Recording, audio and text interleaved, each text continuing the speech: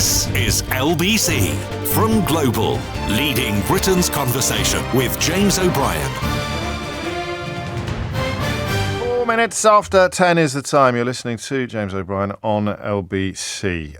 I think today's one of those days where, well, actually, I should start by admitting that I don't understand that headline. I don't know if you heard last week when I said I don't want to turn into one of those men. It's usually men, not exclusively men. I really don't want to turn into one of those men who is sort of performatively celebratory about ignorance of technology, ignorance of modern technology. I kind of flirted with it way back in the day when a younger colleague wanted to get me on Facebook. And I think the same thing happened with Twitter. A younger colleague said, "You've got to get yourself on Twitter." And I was like, "Oh, I'm too old for all that malarkey. I can't." But I'm not, and I don't want to be. I am embarrassed to tell you, I still don't really understand what Thomas's headline means when he says that cryptocurrency Bitcoin has reached an all-time high. I don't understand how dodgy it is for Donald Trump to have launched something called a meme coin that apparently raised billions of pounds and then plummeted in value after Melania Trump, his wife, launched another meme coin. I mean, it sounds incredibly dodgy for, but I mean, you probably need a little bit more detail. As things stand, at 12 o'clock today, I may wade into this area of epic ignorance in the hope of enlightenment. We've done it before and it didn't quite work, but I've got a horrible feeling that was more my fault than yours. 5 minutes after 10 is the time. An Israeli television broadcast the response of families and friends to 3 hostages' first steps as free women, with the authorities making clear that they wanted no balancing images on the other side of the Great Divide. The government sent messages to the families of the Palestinian prisoners scheduled to be released in exchange that they would not tolerate public displays of celebration and that their loved ones risked rearrest if the instruction were ignored.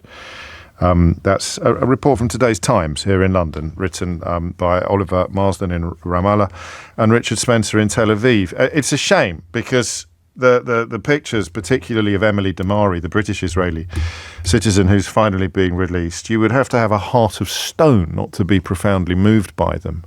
But of course, the Israeli ban upon any sort of reciprocal figures, any reciprocal celebrations, just leaves a slightly sour note, doesn't it? Because you would also like to see some of the children that have been held without trial in Israeli jails reunited with their families. But you can't. As things stand, we'll have to see whether or not this unfolds. The majority of those Palestinian hostages, prisoners, I suppose both technically could apply, were women. The majority were women. 22 young men and teenage boys, but the majority women. And the other story that I think I need to bring to your attention is this curious contradiction between the 2 furthest right members of Netanyahu's government. One's gone, one's stayed. One's gone in protest, and the one who stayed says, don't count your chickens. Indeed, he's promised to, quote, erase the smiles of celebrating Palestinians, promising essentially that Netanyahu will start killing them again sooner rather than later. And one of the conversations we need to have soon, I think I'm just going to ask how you feel today. It's not a question I ask you very often, not least because it's a bit lazy, I suppose, on my part, but I think it's an important question occasionally, just to reflect, to pause, and to feel and to articulate feelings. One of the questions we're going to have to talk about soon, and we may talk about today, is the capitulation of so many people to Trump's second term. Matthew Parris writes an excellent article in the Times today about how wrong this is, how pathetic it is to talk about transactionalism or to portray Trump as anything other than the utterly depraved moral bankrupt that he clearly, and serial criminal that he clearly is. I'm interested in that question. I'm tempted. I get it. I think it's exhaustion. I think it's fatigue. But if you were to, and I heard a caller to Nick earlier comparing him to Boris Johnson, which I don't think is a particularly accurate reflection, but they do have one thing in common. And these little Rosetta Stones can be quite helpful in understanding times and movements that are not unprecedented historically, but certainly are not familiar to people of our generations. if you accept that every single thing they do will be the thing that they believe to be most likely to benefit them, and then you have this relatively ridiculous conversation about Donald Trump and a Nobel Peace Prize. But if he really, do not underestimate the vanity. This was the trick with understanding Boris Johnson. Even when he was taking some of his own allies by surprise, we were not taken by surprise because all we had to do was ask what's best for him. Never mind the country, never mind the party, never mind his various wives and families and children, and never mind any of that. Never mind previous promises that he's made, never mind policies, never mind colleagues, never mind any of that. What's best for him? If in that single specific moment, a blatant lie, even to the House of Commons, was what was best for him, we knew that he would do it.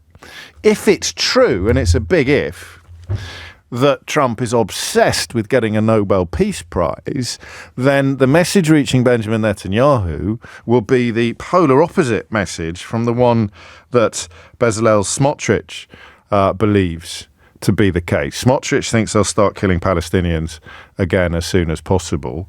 But the choice between keeping Smotrich happy and keeping Trump happy, if Trump really is dedicated to getting a Nobel Peace Prize, will, I think, be one that Netanyahu doesn't actually have much choice in at all.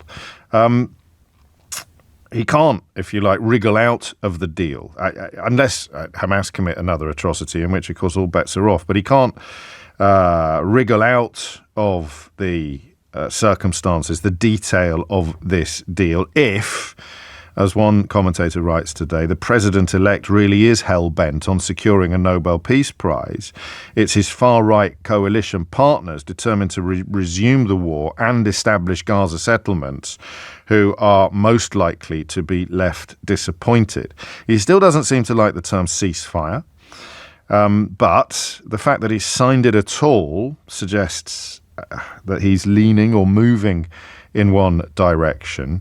There's a Middle East analyst at Chatham House called Yossi Meckelberg, and he suggests that the balance of fear lies more with Trump than Smotrich, i.e. he's more fearful of Trump than he is of his far-right coalition partners, 6 of whom have resigned from the government. The Jewish power movement leaves him down to a 2-seat majority and hanging by a thread. So if Smotrich does pull out with his 7 MPs, then he'll need support from opposition parties to avoid elections that he would likely lose. I think all of this is important. But it doesn't necessarily inform how you feel today. There will be joy. And there will be caution. But what is left? We did the logistical question last week. I have not got the psychological chops to even begin to speculate on what Emily Damari and her family may be going through, the trauma that she and her 2 fellow released hostages, never mind the ones still being held, have suffered. I do not know yet what the equivalent would be to asking what will Palestinians return to, the answer being largely rubble. But the question of the sort of metaphorical settling of the dust. And I think today we'll work on the principle that it's semi-permanent. We'll accept this analysis that the balance of fear leaves Netanyahu more worried about upsetting Donald Trump, who I don't think cares particularly about prisoners, people or peace, but who really wants a Nobel Prize. This is what I mean by capitulation and transactionalism. So you sit here as a founder member of the liberal elite, utterly repulsed by everything that Donald Trump represents, and yet you can cling to the notion that his vain desperation for a Nobel Peace Prize might actually end up delivering something deeply, deeply wonderful, a form of peace, a semblance of peace in the Middle East. I don't know. We're going to be having a lot of conversations like this moving forward. But we know what the death toll is. We know that 2 million Palestinians have just begun the trek back to the holes and hellscapes that used to be their homes and their streets. We know that more than half of all buildings have been damaged or destroyed in the war. So we know that most of them are not going to find anything that bears any resemblance to what they left behind. But we also know that some of the hostage families have seen their dreams come true, and also some will now be thinking that their dreams are likely to come true in the coming days. Similarly, the hostages and prisoners held by the Israeli government, their families will be celebrating, daring to hope, daring to dream again. Many of us don't have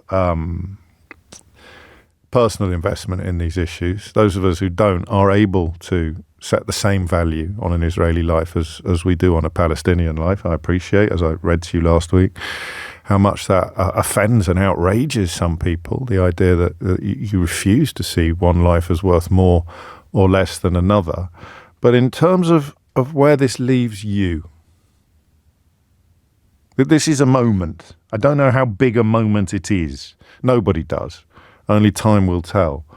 But as I say, the idea that a significant moment has been reached, hopefully with a degree of permanence.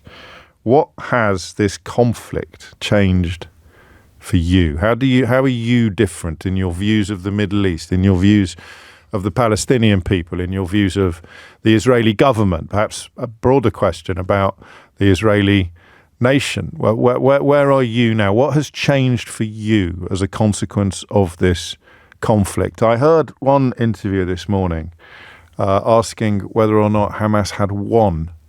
I thought that was a horrible question. Not a wrong or an irresponsible question to ask.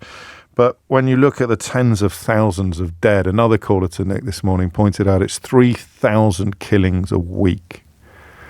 In response, however you dice it, to the murder of 1,200 Israelis on October the 7th of 2023, 3,000 a week. He said, that can't be right, can it? I still don't think that's the right. I must have misheard. That can't be the right. 300 anyway. The death toll around the 40,000 mark, so it can't be 3,000 a week. Absolutely extraordinary figures, though, and inevitably figures that lead into the shift in focus. The shift a month. It'd be a month, wouldn't it? Shift in focus. Shift in feeling. Shift in opinion. 3,000 a month. That would be about right, wouldn't it?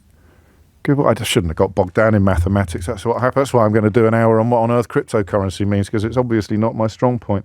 So that you know roughly what the numbers are. It's estimated that there'll be about 12,000 plus more bodies in the rubble. Some of the interviews I heard this morning involve families heading back, not knowing what they're going to find and fully expecting to have to dig out the corpses of their loved ones from buildings that were bombed up to and over a year ago in some cases. But equally, you are, as someone for whom the state of Israel is a thing of enormous value, a thing of existential value. What's changed for you? What do you think this has done to the status of Israel on the international stage, or indeed the status of Benjamin Netanyahu, crucially, in the minds of people who need Israel, need it to be the place to which you go or can go when it starts happening again? And speaking of when it starts happening again, today is the 20th of January. It was on the 20th of January 1942 that a meeting was held in a villa in Berlin-Wannsee to discuss the logistics and legal aspects of the operation of the extermination of Jews. I've sent from my Blue Sky account a post from the Auschwitz Memorial this morning, which shows you the first page of that conference protocol and provides a link to all of the documents. So I don't, I'm afraid, have much patience with most of the criticism I get on days like today. But if you want to continue denying or disbelieving the role that the modern state of Israel plays in the minds of a people to whom the Holocaust happened, it's the place you can go to when it starts happening again, then you'll never get your head around some of the issues that we try to discuss on this program, some of the issues that we try, I don't think vainly, but certainly with qualified success, to get our heads around on a regular basis. So the phone lines are open, 0345 6060 973. It's not a question for the uninvolved. It could be a question for people who, like me, are observers first and last, or it could be a question for people who have investment in the Palestinian cause, in the Gaza Strip, in the West Bank, in the Israeli state, in the existence of the Israeli state. I don't mind. Everybody is welcome. I just want to know what's changed. What are your views on the whole picture, the whole question of Israel, Palestine? How are they different today from how they were on October the 6th, 2023? Hit the numbers now, you will get through. 0345 6060 973 is the number that you need. What has changed? What worries you about what might have changed in the minds of others? I should probably answer the question myself first, he says, glancing at the clock and marvelling at the fact we're going to bring this introduction in more or less on time. The reason I balked at that question about whether or not Hamas have had a victory was this. There are tens of thousands of entirely innocent civilians dead, a hideous preponderance of children. And if in any way it does settle with a sense that it has proved to be, as many of us feared it would, the biggest recruitment call for Hamas imaginable, then I can't help thinking that long term, that's the worst of all possible worlds for everybody involved. You've got a Hamas that has been reinforced, and you've got an Israeli government that remains publicly dedicated not only to resisting calls for a two-state solution, but also populated by people who speak openly about wanting to clear Gaza and settle it. So, we move from cautious celebration to a rather bleak contemplation of what the future might hold. And the best way into that, I think, is to ask what's changed. How do you view Israel-Palestine today differently from how you viewed it on October the 6th, 2023? 0345 6060 973. James O'Brien on LBC. You are listening to James O'Brien on LBC, where I must apologise, my clock stopped. So I gave myself a pat on the back then for bringing my introduction in on time. I said I just glanced at the clock and marvelled at the fact I was going to bring my introduction in. So the clock in my studio still tells me that the time is 10:14 and 32 seconds. So please, it's 10:23, all right? And I came nowhere close to bringing my introduction in on time. Oh, well, you got to laugh, haven't you? Nothing funny about this observation, which has already come into the studios, that the two most obvious names in the contemplation of what has happened with regard to Israel-Palestine since October the 7th are both political figures motivated in part at least by a desire to keep themselves out of jail. I think that ship has sailed probably for Donald Trump, at least for the immediately foreseeable future. But I think it remains a real and present danger for Benjamin Netanyahu. And there is the question, as the pictures of the whatever the opposite of diaspora is, the homecoming, the return to bomb sites of Palestinian people, and the pictures of hostages, Israeli hostages, particularly the British Israeli citizen Emily Damari being reunited with their family. As those pictures go all the way around the world, what's happened to your attitude and your opinion? Gabriel is in Hackney. Gabriel, what would you like to say? Hi, good morning, James. Thanks for taking my call again. You're very welcome. Well, first, I actually want to commend you on something because, as I mentioned to your researcher, no, you actually, pointed out that the Palestinians are not just, can be referred to as prisoners and hostages. A child or a woman or anyone taken from their homes by a military force, put into a military court with no real trial cannot really be classed as a prisoner, especially by a force that obviously has complete disregard for Palestinian life or human life. It's called administrative detention, which as a euphemism is up there with internment. It's incarceration without trial.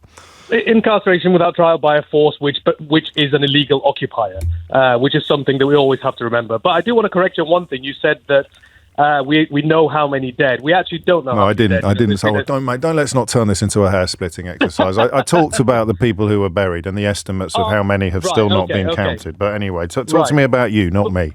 That's right. Well, I mean, I think the way I've changed about this, I think what I've always followed. I've followed this for a very, very long time, but I think I'm just a little bit tired of the gaslighting from the Israeli government, from Western media that refuse to, point out obvious facts, obvious things that happen on the ground. I think it's more about, the resolve of people that are, supporting freedom of the Palestinian people. And I think a lot of people forgot over the last decade since the war against Palestine. But at this point, everyone who has been following this closely now I think has educated themselves a lot more about the history of this conflict. They know that everything didn't start on October the 7th. They know there's an illegal occupation, and we've seen the brutality of Israel in Gaza. It's been shown by their soldiers themselves and by the Palestinian journalists who, let's not forget, David Lammy refused to actually call journalists. So this gaslighting by Western media, gaslighting by Western governments. I'm going to cautiously suggest that this doesn't affect or detail a major sea change in your outlook. You were persuaded of all of these things before the terror attack of October the 7th, or not? Well, I mean, I was, but I think the same as, I watched a documentary, an interview with Norman Finkelstein, who actually said he'd forgotten about the Palestinian cause. He thought it was kind of done, And I think that's where the majority of people, including myself, kind of found themselves, where, we just kind of accepted the status quo and just thought this was just going to kind of carry on like that. And obviously, since then, everything has, exploded, so to say. So I think now it's a case of just, not forgetting that Israel is an illegal occupying force. There's no peace, I don't think. I've always thought this, but I think maybe you're right. It crystallises more. There's no peace without a Palestinian state. And there is no prospect of a Palestinian state with the direction of traffic in Israel where it is at the moment. And possibly the intractability of that position had been lost. I don't think Hamas were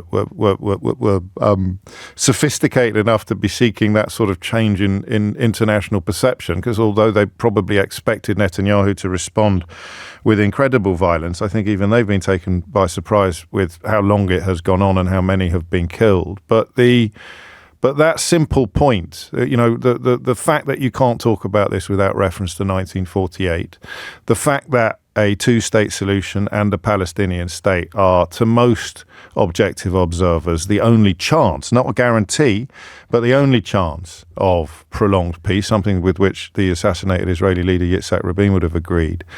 That is now an absolutely intrinsic part of the conversation, an intrinsic part of the picture, in a way that for many people on this side of the world prior to October the 7th, perhaps it wasn't. I think that's what you're alluding to.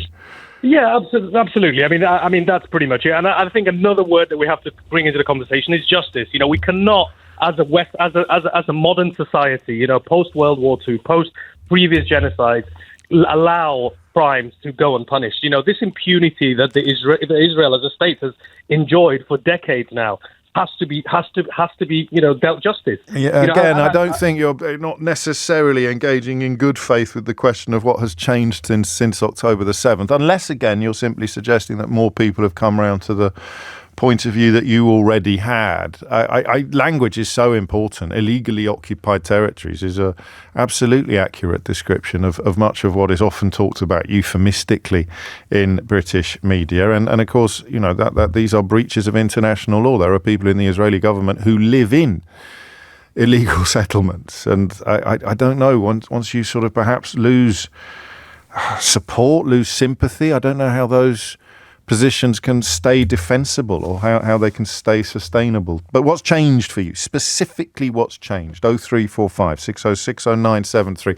In a sense, I suppose, and I hate the word achieved in this context, but I can't think of a better one.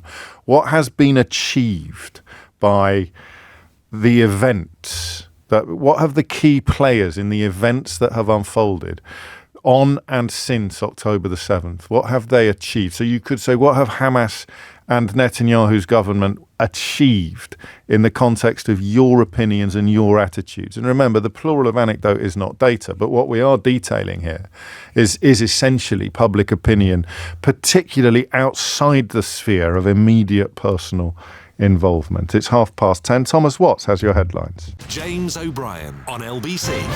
It's 33 minutes after 10. I've got two clocks in the studio. After 20 years, Keith has pointed this out to me, and they both tell me the time is 10:33, so I think it must be true.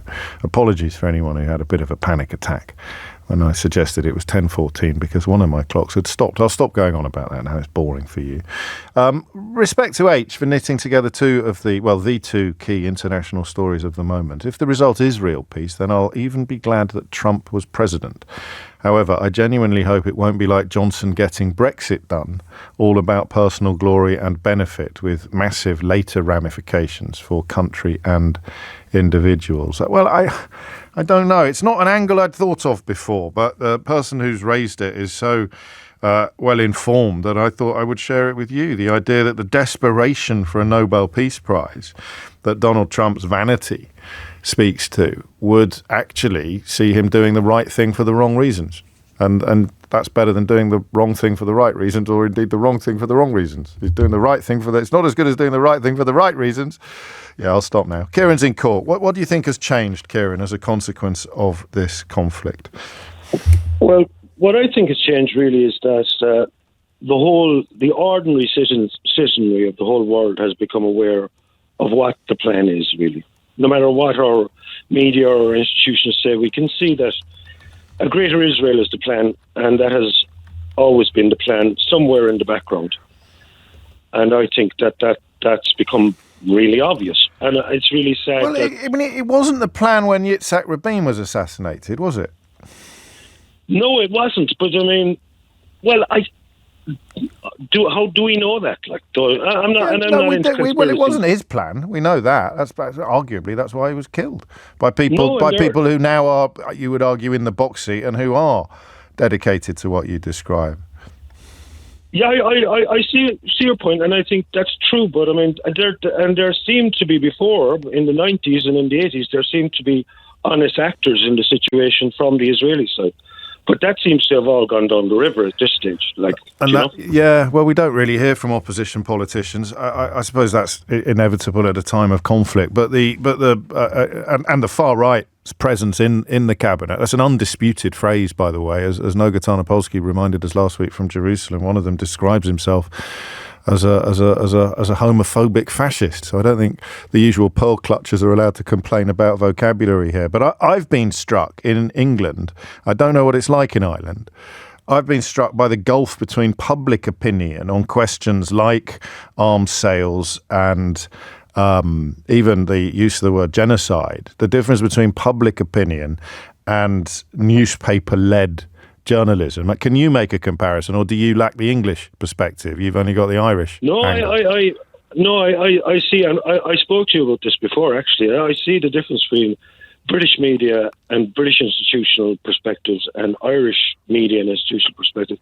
Like, they're not, in Ireland, there isn't a complete divergence between the populace and the media. There isn't. Like, I mean, yeah. Twice I've seen, I'll give you an example, actually. Twice I've seen a journalist and a politician bring up October 7th as a kind of Mr. Bean moment where, this changes everything. This kind of, suddenly we all arrive in the world and October 7th changes everything, out of context, out of history, out of everything. And I've seen everyone on the panel go, no, actually, that's not the case. And we know that's not the case. Do you know what I mean? There is a context for these actions, and we can see that context. So the October 7th argument never worked in the Irish media, for example. Because you couldn't take them out of historical context, whereas over here perhaps they were described as if it was, I don't know quite what the word is, just that completely out of the blue sense that this was a terror attack like September the 11th, or like something visited upon a nation that had absolutely no expectation or history of enmity with the people that undertook it. Exactly. I mean, so what changes now? I mean, again, you know, I'm going to have to caution again that you're describing a shift in public opinion, supported by some of the polling, but you're not describing a shift in your own understanding and attitudes. No, I'm not. I mean, full disclosure, we who are outsiders, have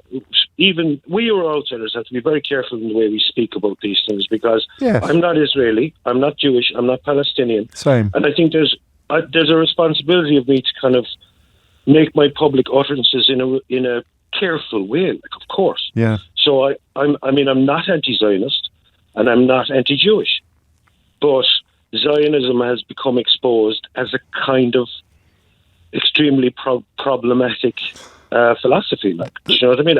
In the context of a greater Israel, I mean, again, it's as you've just reminded us, the precise definition of words is impossible because people hear different things when they hear the same word. But in the context of either a rejection of a two-state solution, and where does that leave Gaza? Even if you want to challenge Kieran's analysis with regard to further occupation and more illegal settlements, this time in Gaza, which some of Netanyahu's closest allies have spoken very clearly in favour of, then the notion of a two-state solution, that now sounds mealy-mouthed coming from supporters of Israel. We recognise that a two-state solution is the only way towards peace. If anyone said that now as a supporter of Benjamin Netanyahu, you wouldn't believe them, I don't think. 10:39 is the time. Rowan is in Streatham. Rowan, what would you like to say? Oh, hi. Hello, good morning. In the past, I've always sided towards the end of Palestinians. I'm not sure really why, but just looking at the history, I just sided towards them. I'm originally Jordanian, so we're literally nearby. And just like looking at the history, the aftermath of World War I and all of that, so I've always sided towards them. I felt like they are really innocent and they really want to get their country back. But I think Palestinians on October 7th, they've just got fooled into committing all these crimes, or some of the crimes, let's say, and they even videotape that. So do you mean the terror attack? Well, yes. Well, we must say Hamas, as opposed to Palestinian people, in the same way that the bombings have been undertaken by the IDF and ordered by Netanyahu's government, not by the average Israeli. I meant Hamas. Some of the acts that was committed by them is considered, from my perspective, is not really innocent. And at the same time, we've just seen the rebound of all these attacks and the massacres committed by the IDF. So neither ends are really innocent from my perspective. So you've moved from support for the Palestinians to a sort of not ambivalence, that wouldn't be fair, but to a more. Well, I mean, I'm just really just keeping a wider. So let me tell you what Chris wrote. Chris wrote, "We always knew that Hamas were terrorists, but I think we've now seen graphic evidence of how little the current Israeli government values Palestinian life." That's not what you're saying. You've gone the other way in a sense. You now see a bit more of having thought that having thought that the Palestinian cause was clearer. You now see it a little bit more equivocally. Not really. I'm still with Palestinians. I think they need their country back at the same time. And I think they have their rights into Palestine. But, I think maybe Hamas and also the IDF, they're both not innocent from my perspective. And I think both acts, I consider it from my perspective just as a crime. Yeah, but that's why I thought Chris's words might resonate with you, because you know that Hamas are terrorists, but to have seen some of the carnage undertaken by Israel has moved them into a place, or by the IDF has moved them into a place that some people perhaps didn't realise they were prepared to occupy. Thank you, Rowan. 10:42 is the time. This is from Andrew. Netanyahu has succeeded in making the right and the left despise him at home. I don't know that that's true. I don't think it's an absolute slam dunk that he would lose an election if he was finally compelled to call it. He has succeeded in making Israel an international pariah. He has it depends who you're talking to, but certainly I would suggest it enjoys less public support than it did prior to the terror attack, which is, an extraordinary turn of events when you consider the international unity in condemning the events of October the 7th. And he has succeeded in leaving a legacy of self-serving sociopathy. And he has succeeded as a recruiting sergeant for Hamas. There are concerns about that, if not so much in Gaza, where the infrastructure would prevent any sort of resurgence in the short term, then in the West Bank, I read, where support for Hamas has increased accordingly. Khalid is in Edmonton. Khalid, what would you like to say? James, I think a couple of things. One, I'm quietly optimistic, with what's ahead, and hopeful that we can navigate our way forward.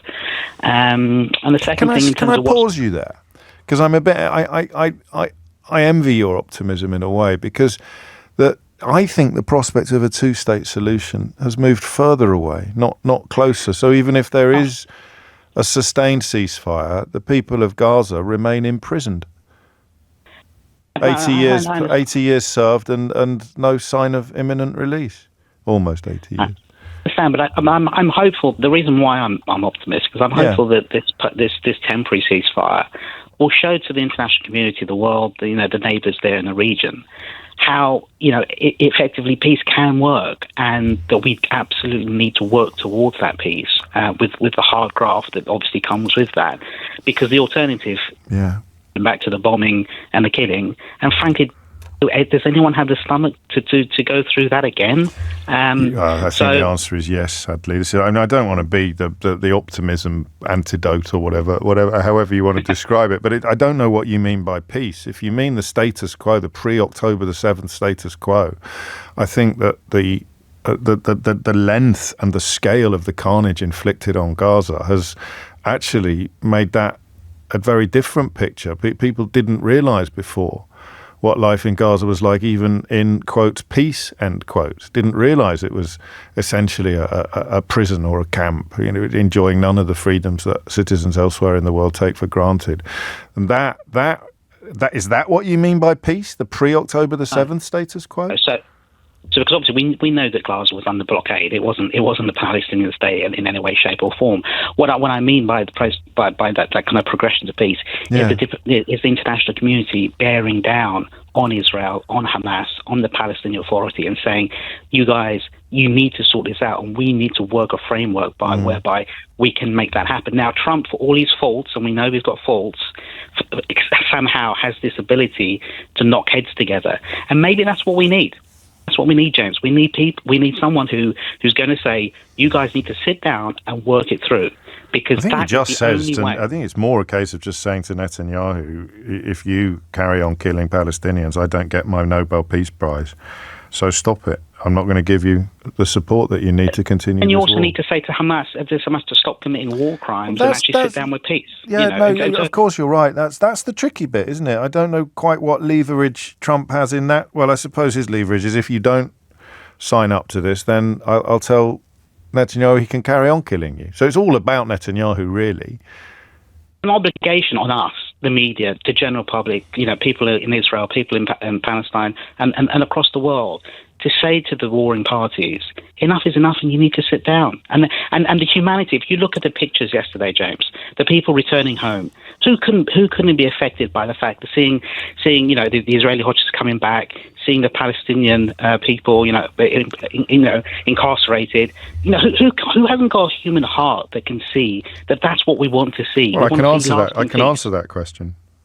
Actually, Bezalel Smotrich has promised to erase the smiles of celebrating Palestinians, and he's still a crucial member propping up Israel's government. But I'm going to take your optimism and I'm going to leave it. I'm not going to challenge it any further, because I'd love to believe what you believe. I just can't quite see the light at the end of the tunnel, or I can't quite see the rabbit, as it were. It's 10:47, 0345 6060 973 is the number you need. If anything's changed for me, I've come to a much, much better understanding of why people are so desperate for some conversations not to be conducted at all. If you want to talk about Israel-Palestine without referring to the events of 1948, then you will not get a full picture of Israel-Palestine in 2023 or 2024 or 2025 or 2030. So I fully understand why some people are so desperate to close down the conversation in those ways. And I also fully understand why people use the accusation of anti-Semitism. This isn't a big discovery for me, but it's been turned up in the hope of shutting down that conversation. I think I'm afraid I've got a horrible feeling that it worked on me in the past, that the viciousness of that accusation is such that it really does make you stop operating honestly. You operate instead in the hope of avoiding that accusation. So I'm afraid you have to own it. When liars call you anti-Semitic because you are reporting the truth, it's just something that you have to roll with and hope that you've got broad enough shoulders. What it doesn't excuse, of course, is inviting Holocaust deniers to the House of Commons, or writing forwards for books that are profoundly anti-Semitic, or offering up support to a muralist whose picture had been taken down on Facebook because it was obviously and clearly anti-Semitic. So again, the conflation between accurate accusations of anti-Semitism and inaccurate ones has been highlighted for me over the course of the last year and a bit. But I'm asking what's changed for you. 0345 6060 973 is the number you need. I'm afraid I'm not getting any, and I'm getting plenty of people who are very cross about the conversation that we're having. I'm not getting anyone yet, and I'm more than happy to take the call if you want to make it.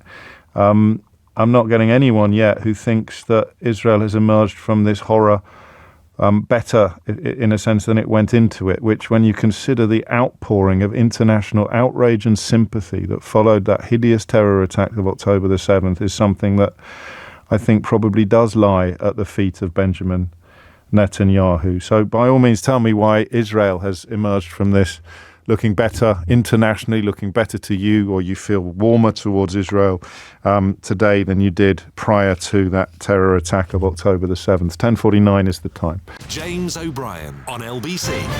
53 is the time. So, some headlines. 3 hostages are freed into their mother's arms, accompanied by beautiful is the word I'd use. Pictures of Emily Damari, the British-Israeli citizen, kidnapped during that October the 7th massacre in 2023. Home after 471 days in hell.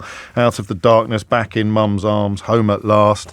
And then, just as a sort of leavening contribution, Israel bans celebrations for release of Palestinians, a story reported in the Times today, and an answer perhaps as to why there hasn't been coverage of other reunited families.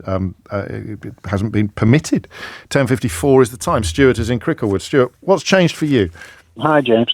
A call 2 or 3 ago, Irish chap, and he said a greater Israel. Now, I haven't thought about that for a very long time. But really? Because I've always expected there will be a 2-state solution. Yes. But since this Hamas horrendous attack, it's proved that it can't happen. Now, the only way that you can have a one greater Israel is a sort of federal agreement whereby the West Bank, which was never Palestine, it was an Arab area which was controlled by... Just to clarify one thing, I mean, the notion of Greater Israel it goes back to Theodore Herzl, doesn't it? It's been part of, and it's been cited by members of Netanyahu's government since both before and after October the 7th. But you just sort of zoned it out, had you? Yeah, because the whole thing is Netanyahu's government. There are a lot of right wingers, unfortunately, fascists. And a lot of. I suppose you could call them that. But one of them has been convicted of terror offences. Yes. So terrorists and fascists. Yeah, there are. But you're dealing with an army of fascist Islamists called Hamas, and they're controlling 2 million people, and they are stealing from them. They're bombarding them. They're killing them. But this was all true before October the 7th. Yes. This is I don't know that bombarding is something that you can lay at the feet of Hamas in quite the same way you can lay it at the feet of Israel. We know that they have killed their own people, making it out to be Israelis. But what I'm talking about is a greater Israel. I'm talking about a sort of federal state. Right. The Muslims would live in one area, and they'd be free to come into greater Israel. And the Jews... What would the area they live in be called? It's still Israel. Right. But you've got 2 million... What if they didn't want to? Well, this is up to negotiation, I suppose. Well, I'm just asking, negotiations aside, if a significant or even a tiny majority of the 2 million Palestinian people didn't want to live in a greater Israel, what would happen then? Well, I suppose they called it a different name, but you could say Texas was Mexico. Texas now America. Well, what if they didn't want to live under Israeli rule?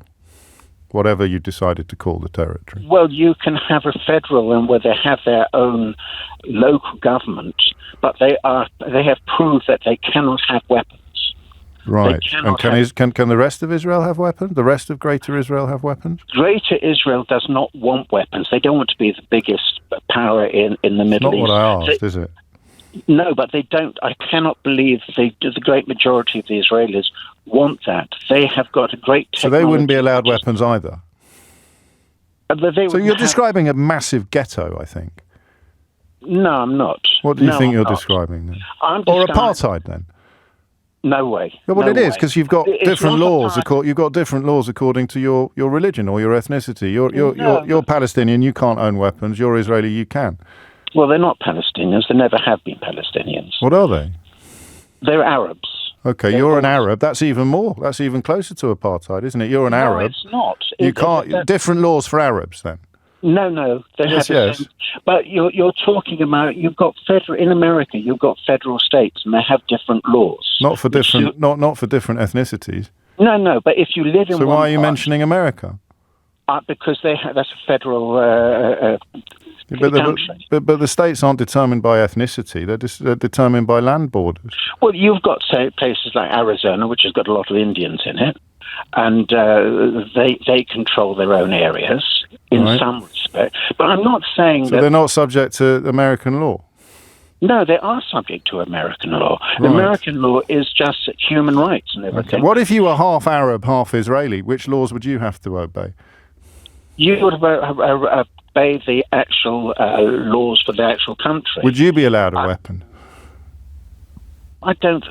Hopefully, they'd say you wouldn't be able to carry weapons in the streets, like we're not allowed to carry them here. Okay. I mean, the government as a whole would. And if the 2 million people currently living in the Gaza Strip, who you'll forgive me for referring to as Palestinians, didn't like your plan at all, what would we do then? Because I mean, spoiler alert, they wouldn't. Well, if that happens, then we're stuck where we are now. I'm looking forward to somehow that they can live together. Well, that would be a two-state solution. That's what we've been aiming for 80 years. But and the closest we ever got was when Yitzhak Rabin was Prime Minister of Israel, and you remember what happened to him. I remember what happened to him. Who killed him? The Israelis do have lunatics as well. Yeah. Who are now in the government. There may be some in the government, not all of them. But the solution is to ghettoise the Gaza Strip. No, it's not ghettoising. It's a matter of letting him have... So sorry, carry on. It's a matter of what? It's a matter of having a human rights, being able to live together. So you can have Jews living but with different rights. The rights are determined by ethnicity, not by humanity. You've already said that. So the Muslims can do whatever they like religiously, as they are allowed to do in Israel. But the only thing I'm holding back on is that the individual shouldn't be allowed to carry weapons. Okay. And that would be the same for the Israelis too. Okay. And we'll just, I mean, the question of what happens if the Palestinian people who want their own country object to your proposal is tough, really. They had a country. It's tough. No, excuse me. They've never had a country. When Israel became independent in 1948, yes. The area of the West Bank was, the area was split in the first place. The mandate was for a Jewish state of Israel, but the Arabs... Well, there's the problem, isn't it? The Arabs... Excuse me. Okay, but the Arabs never said they wanted a country called Palestine. The Arabs just wanted they wanted the whole lot. And that's what they've said probably 5 times. Like a sort of greater Israel, but for Arabs. No, you've got 22 Arab countries there at the moment. No, but when you said they wanted the whole lot, in territorial terms, you mean like what you call a greater Israel, but for Arabs? Probably, but okay. It would have been an Islamic fascist state. Would it? Well, look, have you got any Arab state today which is democratic? I don't know. What's that got to do with the price of tea? Oh, no, be serious, James. I mean, honestly. I am being serious. Israel is the only democratic country there. Unfortunately, they have to live by the gun because they're being threatened by Iran and Hamas and the other people. So when in the passage of time since the awful events of October the 7th, when did the prospect of a greater Israel pop into your mind for the first time ever, or the first time in decades, Stuart? When your friend was just talking a few calls ago. Okay. I think honestly, it's a thought, isn't it? And I mean, until we ask the question of how the people you're talking about would feel about it, I suppose we could certainly continue to consider it. Stuart, thank you. The time is 11:02. You're listening to James O'Brien on LBC. James O'Brien on LBC. 5 minutes after 11, and you are listening to James O'Brien on LBC. You know, one of the things, oddly, that I began to find unbearable about Twitter was the fact that you weren't allowed to praise people. It wasn't so much the constant condemnation of people, but particularly people on the left. If you said anything, or on very left, if you said anything remotely nice about people who leant towards the right, your account would become a skipfire. Your mentions would become a skipfire. Nobody is perfect. That's the mad thing, isn't it, about the online universe? It's become a zero-sum game. Blue Sky, for the time being, is an antidote to that, but I wouldn't bet the house on it staying that way. In fact, I caught myself today almost self-editing, because I wanted to say something about Matthew Parris's column in the Times today, but whenever I got around to saying nice things about who I think, for the record, I think Matthew Parris has said some profoundly wrong and quite unpleasant things in his columns also over the years, but for good or for ill, I find him a helpful contributor to public discourse, and that's my prerogative. I'm allowed to say that. And yet, if I'd said it on Twitter 6 months ago, I just wouldn't have been able to find any substantive or meaningful replies, because I'd be wading through all of the people obsessing about anything vaguely complimentary about anybody vaguely on the right. The article he's written today under the headline, "No one should be making excuses for Trump," is, I think, a much-needed corrective to quite a lot of the coverage that is unfolding. Liberals are going soft on the US president, but he is a bully who degrades moral statesmanship and will come unstuck. And that is just true. Donald Trump is a slob, a cheat, a lawbreaker, a bully, a careless liar, a cheap jingoist, and a very dangerous politician indeed, Matthew Parris writes. He appeals to the dark side, the chaos in human nature. His presidency may prove a disaster for the United States and a threat to the free world. And then he takes a friendly pop at liberals who've kind of held themselves responsible for his rise. His Times colleague Daniel Finkelstein, another Tory, this one sits in the House of Lords. Matthew Parris used to sit in the House of Commons. He wrote last week, "At least part of this is my fault, or people like me. Trumpism is a protest against a centre that has been too complacent and institutions that are falling short." I find this analysis fascinating. I really do. The idea that the rise of something as hideous as Trump is the fault of people who have been either loudly or quietly supportive of norms, democratic norms. You know, if you launch a coup, having lost an election, you probably shouldn't get another crack at being president. Or if you can't admit that that's what happened, you probably shouldn't be contributing to public discourse without being reminded repeatedly that that is who you are, that is what you do. Forget the crimes, forget the self-confessed sex offending, forget what courts have found him to be and found him to have done. The idea that people are prepared to forgive that because of centrists and liberals, I think, is actually daft, don't you?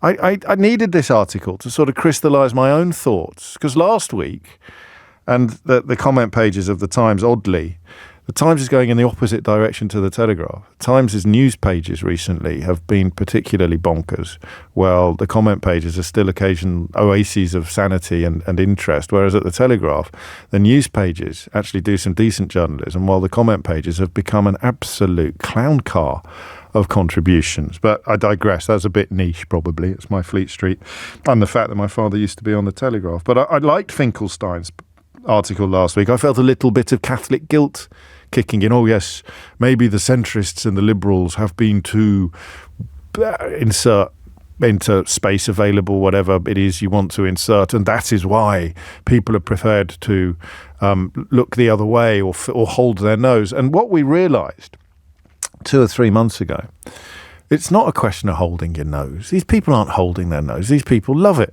The nicest thing you can say about them is that they've been persuaded that Trump will make the cost of living lower. He'll bring down the price of eggs and the price of petrol. The worst thing you can say about them, and that's why I reminded you that it was on January the 20th in 1943 that the hideous blueprint for death camps was first written down, the worst thing you can say about them is he's going to treat people absolutely abominably according to the circumstances of their birth. Are people going to cheer? What happens when he sends the squads into Chicago to round up immigrants, some of whom are technically legal but came here illegally, and then he removes the technicality that renders them legal and then chucks them out of the country, even if they own houses, have children born in America? What happens if they run away?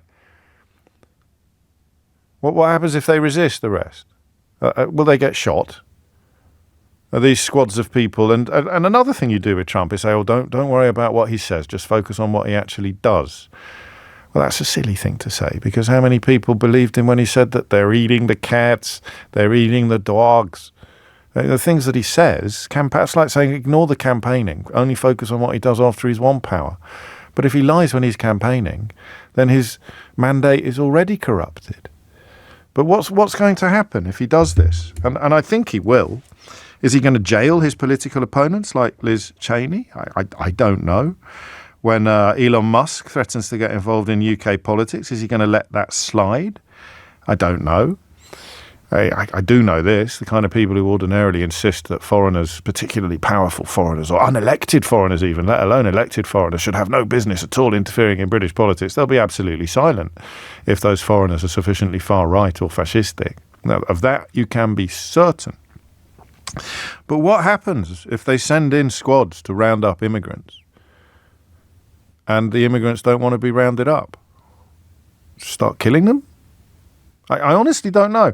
And that's why I find some of the coverage weird at the moment. And that's what Matthew Parris is writing about today. Not my image there of what happens when the squads move in, but what the liberal world is doing. He describes it as making excuses or going soft. He points out Margaret Thatcher didn't threaten to seize other countries' territories or encourage an attempted coup when she was felled. She was disruptive, but, and this is the kind of comment I was talking about earlier, you could say this and get absolutely castigated. She remained a decent citizen and a stickler for the rule of law, writes Donald Trump. When did support for the rule of law become a mark of liberalism?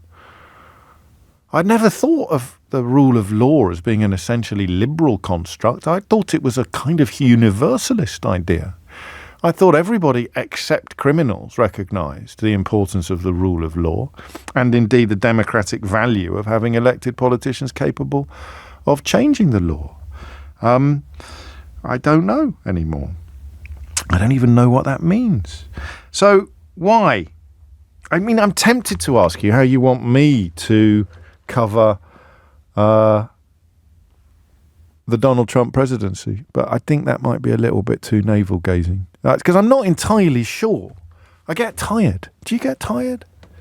You sort of think... I think the problem here is that our certainties have gone, haven't they?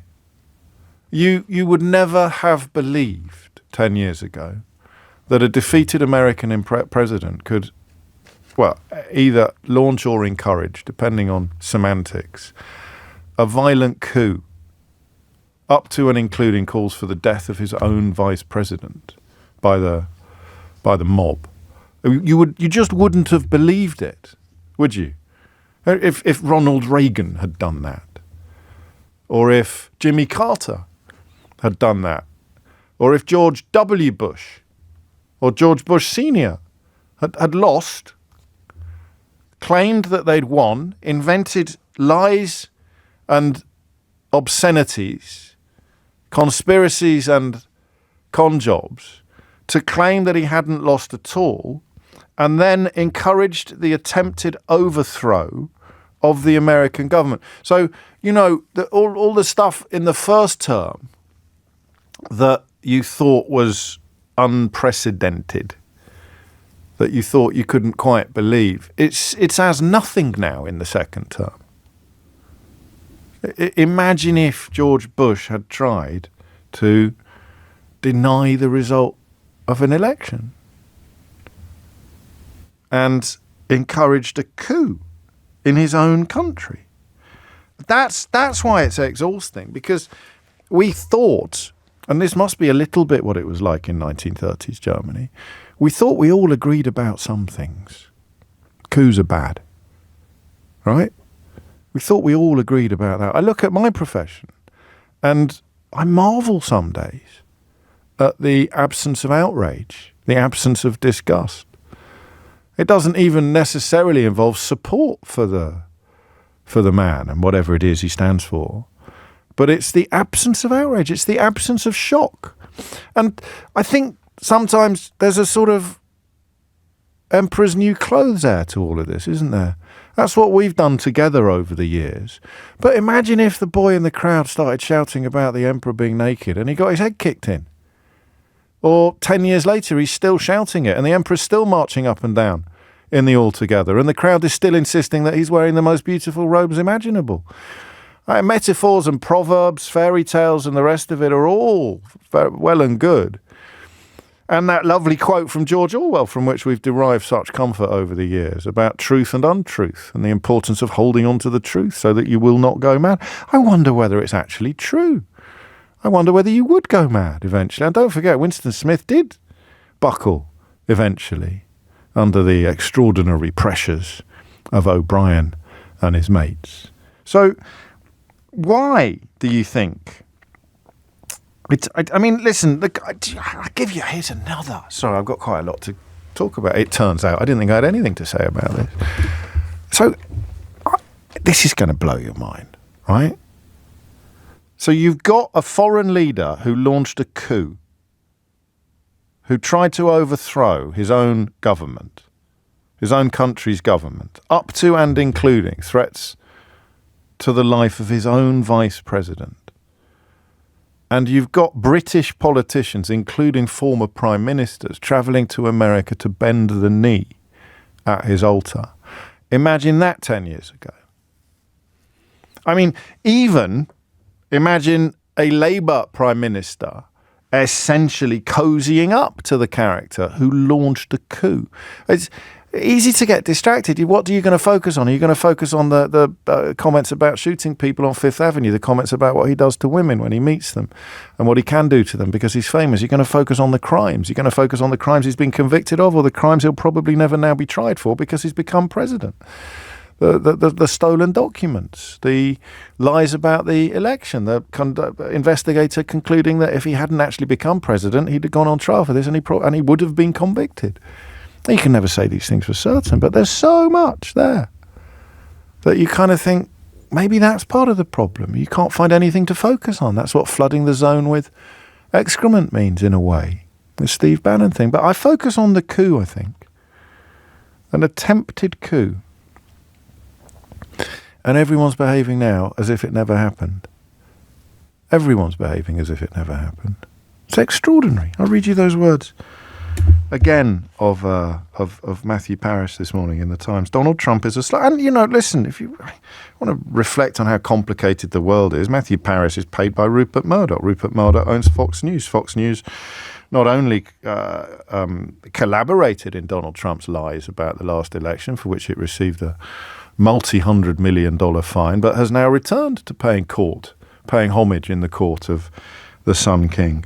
What's the name of that drink? The Sunny Delight King, we should call him, not the Sun King. Paying homage in the court of the Sunny Delight King. He is a slob, a cheat, a lawbreaker, a bully, a careless liar, a cheap jingoist, and a very dangerous politician indeed. So why are the Liberals going soft? 0345 6060 973. The man that became president the first time round was pretty awful, and we spent a lot of time befuddled and baffled by how anybody so awful could get elected. But he hadn't tried to launch a coup in his own country. He hadn't painted a target on the back of his own vice president. He's infinitely worse now, and we know that. And yet I recognise what Matthew Parris describes. Liberals are going soft on the US president. I just want you to tell me why. I don't know if this is going to work as a phone-in because you may not have given it any thought before. You may not even agree with me. But think about that comment about 10 years ago. Think about Ronald Reagan. Think about Jimmy Carter. Think about George Bush Sr. Think about George W. Bush. Think about Barack Obama. Imagine they'd lost an election, lied about it on an epic scale, encouraged a coup against their own country, and then were on their way back into power, how do you think we would have been reacting on this side of the Atlantic? And why are we reacting so casually? 0345 6060 973 is the number you need. James O'Brien on LBC. It is 23 minutes after 11. Just to be clear, this isn't a conversation about whether or not the world is too woke, or whether or not we've spent too much time focusing on diversity, equality and inclusion. This is a conversation about why the media or the liberal establishment is not responding to the re-election of Donald Trump with shock and horror, given that he launched a coup and lied on an unprecedented industrial scale about his own defeat in the last election. So listen, I fully appreciate my inbox. I can't believe you still listen, to be honest with you. But my inbox is routinely full of people who are really looking forward to the deportations and absolutely love the Muslim bans and hate all the immigrants and love Donald Trump and think that it's, it's liberal tears. You learn nothing from Brexit. You're not quite sure what you're celebrating. You can't define woke, but you're absolutely certain that you're winning and you love it, and everyone you hate is about to get it in the neck. So you like coups, you like lies. And I get that, all right, even if you don't. I'm not talking about you. I'm not talking about the people who want to see Liz Cheney locked up but wouldn't be able to construct a single sentence explaining why. I'm interested in how everybody else deals with it.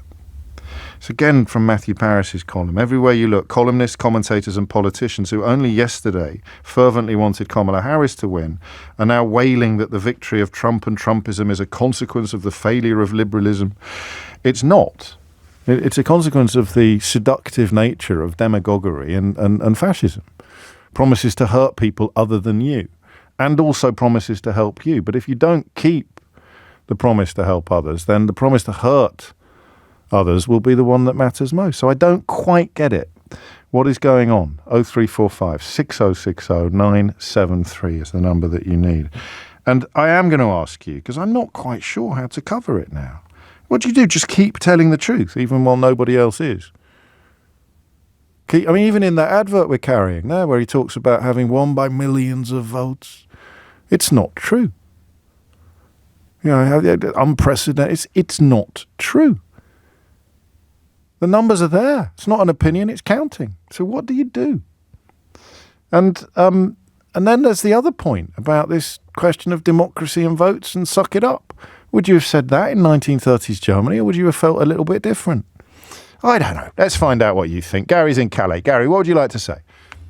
Good morning, James. Hello, fascinating. Gary. Dark day, I think. Dark day. Yes. I think what you're looking at now, you've seen this unprecedented win for the right under Trump, and literally the centre, call it liberalism, what you'd like to. Yeah. We can't face the scale of that defeat. It's almost like you're looking now into the abyss of what may well happen in America.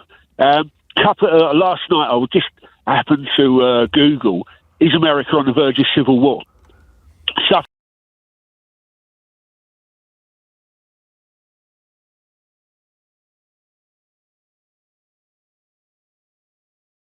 Was coming up from 2016 and there were loads of similars. Lots and lots. And you're thinking, here we go. And it gets to the end. And basically, rather than say, yes, we are looking at a possible civil war, you had the coup, remember? Yeah. They're going, no, of course, it will never happen. It's like they can't take that final step and say, this is going to be the dark side.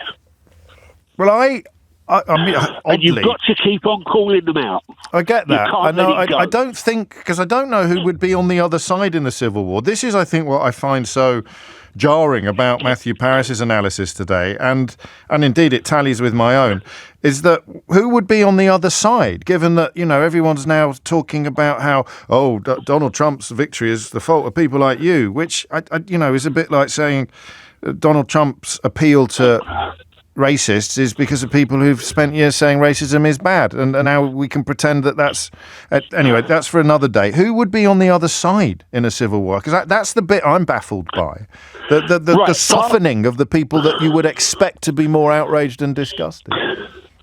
Now, part of what they do, if you do Google it, is America on the verge of civil war. Yeah. They come down to the militias, they come down to religious groups, etc. But you've got this blue blanket of the Democrats that are around, let's say, Florida, etc., that goes round from East Coast down to the West Coast. Well, that central part of the red, the Midwest, etc., that they're seeing. And funny enough, the excellent movie Civil War that came out, I think, last year, Yeah, the Alex Garden showed film. which is a superb film. I enjoyed it enormously. Cracking ending, brilliant ending. Absolutely superb. But when you look at who would be on the sides, they look at mainly, funny enough, when you go to these sides, you have the rural part of America on one side, call it those red states, and then the industrial cities, etc., which will come along to say, the opposing side. And I think we're looking at a very dark time for America. Well, I think we probably are as well. And then, so just to nudge you, if I may, to the question of why the response isn't what we would have expected. And I'll use this 10-year model. Imagine if any of the previous presidents that we can both name, up to and including the dear departed Jimmy Carter, had done what Trump did. If they'd refused to accept the result of an election, signed up huge swathes of billionaire-owned media to promote and inflate his lies, encouraged a mob in Washington D.C. to set its murderous sights upon the seat of government and his own vice president. All of those things had happened, and then fast forward 4 years, they're waving him back into the White House, and all of the media owners who considered him persona non grata are literally bending the knee. So I can understand why the billionaires are doing that. I can understand why the fascist sympathisers are doing that. I can understand why the far right is doing that, and I can understand why the ill-informed are doing that. But why are more people not more outraged? Look at you brought that analogy up. We're all going to go back there. We're all going to look at the 30s. You go to somewhere in Germany, Bremerhaven, up where the German naval ports were, very working class. Hitler promised them work. And that's pretty simple. So we've got the luxury population. If you simply promise them bread and circuses, and that takes us back to ancient Rome, then they're your people. Absolutely. And what you've got to remember is, I think this, it may well be, but it also happens to be the truth. There it is, you see. It's the you look at the movie Cabaret, when the chap's in the beer garden singing "Tomorrow Belongs to Me," and the guy turns around and he says to the Baron, "So you think you can control them now?" Yeah. It's the same with Braverman, Patel. She's over there at the moment. Yeah. You've got Liz Truss sat on a stage. Liz Truss last year, 80th anniversary of D-Day. She sat on a stage, a former Prime Minister of the UK, where the first speech said, "We are celebrating the beginning of the death and end of democracy." And these people often cite Margaret Thatcher as some sort of heroine, and I've been reminded of one of her timeless quotes. "My Britain is one where the rule of law is upheld, impartiality even against the most powerful bodies in our community, and where those entrusted with upholding the law, whether policemen or judges, are given respect, support and encouragement." And yet we're looking at a succession of senior Tories, up to and including former Prime Ministers, paying homage in the court of the Sunny Delight King, who treats the rule of law with absolute contempt. And Robert Jenrick's having a crack at something similar on the domestic stage at the moment. Gary, thank you. Every time Gary rings me, people start suggesting that he should be a film star, should be appearing in Guy Ritchie's next film. I got 4 texts saying more or less exactly the same thing. It's got a beautiful delivery, but focus on the content, not the tone. 11:32 is the time. Thomas Watts has your headline. James O'Brien on LBC. 5 to 12. Some breaking news for you at this time. 18-year-old Axel Rudakubana has pleaded guilty to 3 charges of murder over the stabbings of 3 girls in Southport in July. If you're just joining, well, it doesn't matter whether you're just joining me or not. This is breaking news live as I speak. The 18-year-old Axel Rudakubana has pleaded guilty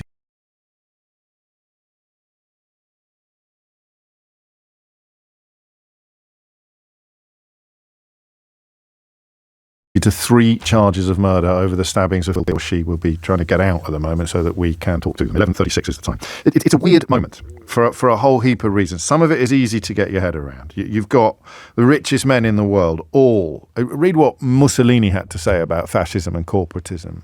If you struggle to understand why Musk, Bezos and Zuckerberg are queuing up to pay homage in the court of the Sunny Delight King. You can tell I'm pleased with that one, can't you? Sorry, maybe it's not that good. You need to know the story of the little girl who drank too much Sunny Delight to understand why it works on many, many levels as a description of the situation under scrutiny. But so you get that. You might be shocked at the cynicism of it all.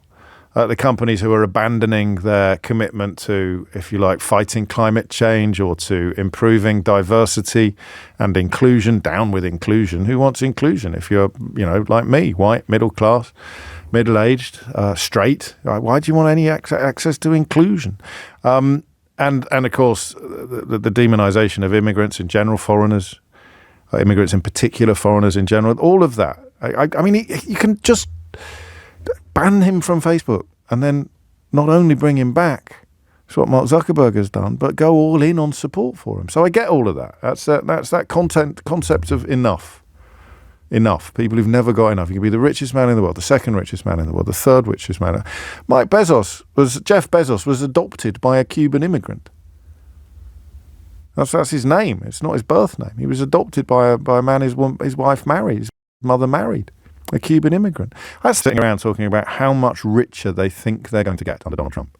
This is the bit that I really would like to witness, because I can't help thinking that they take it in turns. They take it in turns to say, and do you know what the best bit is, Jeff? Do you know what the best bit is, Elon? Do you know what the best bit is, Mark? They think immigrants are the problem. The 2 richest men in the world, and one who's, I presume, not far behind, paying homage to Donald Trump and rubbing their hands with glee at the prospect of becoming even richer, the prospect of having to obey even fewer rules, the prospect of having even more influence, malign and dangerous influence over the forming minds of our young people. And, of course, the political opinions of our older people as well. The 3 supremely wealthy men, powerful beyond the role of some nation states. And they are sitting there now absolutely laughing at the fact that you think immigrants are the problem. Not you, but maybe you. Do you know what the best bit is, Jeff? They blame the immigrants. And then Elon Musk goes, I'm actually an immigrant. And they laugh even more. And then Jeff Bezos goes, yeah, so is my dad. He's from Cuba. And they laugh even more. I don't know what Zuckerberg's family background is. It's such a win, isn't it? 3 of the richest men, the 2 richest men in the world and their mate, sitting around absolutely unprecedented scale from the fact that everybody else thinks the unfairness in our society is all the fault of foreigners. 20 minutes to 12 is the time. A little more on this story of Axel Rudakubana pleading guilty to the murder of 3 little girls in Southport, and also pleading guilty, I can tell you now, to the attempted murder of 8 other children and to the attempted murder of Leanne Lucas and Jonathan Hayes. The Home Secretary, Yvette Cooper, has said that the whole country will be thinking of the families of the 3 girls killed at that dance class as the trial unfolded. So there is the very latest for you. She also said there will be a time at the end of this trial to discuss what happened and the action needed in response to this horrific tragedy. But for now, until the proceedings have concluded, the priority for all of us must be to ensure justice is done. That was from much earlier this morning, before the guilty plea was handed in by Axel Rudakubana. But I suppose her words hold for the time being. Let's go to the United States, indeed to Chicago, which many people think might be the first focus of Donald Trump's promise to start deporting people, regardless in many ways of what role they have played in American life over the last 10, 20, even 30 years. Kelly is there. Kelly, what would you like to say?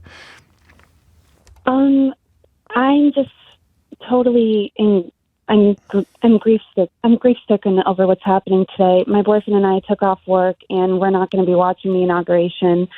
we can't stand to do it. I've cut family out of my life because they voted for Trump in 16, 20, and now 2024.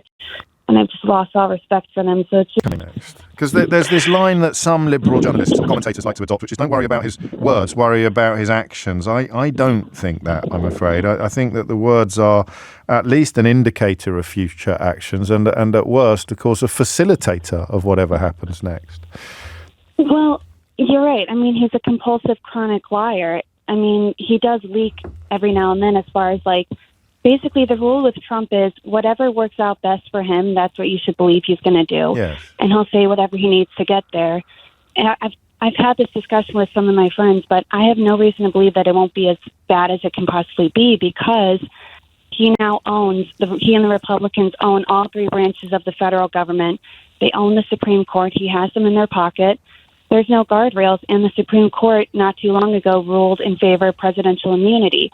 So basically, as long as he's in office, he can do whatever he wants, and his party owns all of the federal government. So there's nothing keeping him in line. Does anybody ever stop and put... I mean, you know how hard it is to admit you were wrong for people. And you know, if he starts releasing the January the 6th rioters, he starts as he's promised to do. I mean, do any of the people that you've fallen out with, do you think they have a threshold where they go, oh my days, that's the bit that's psychologically fascinating, isn't it?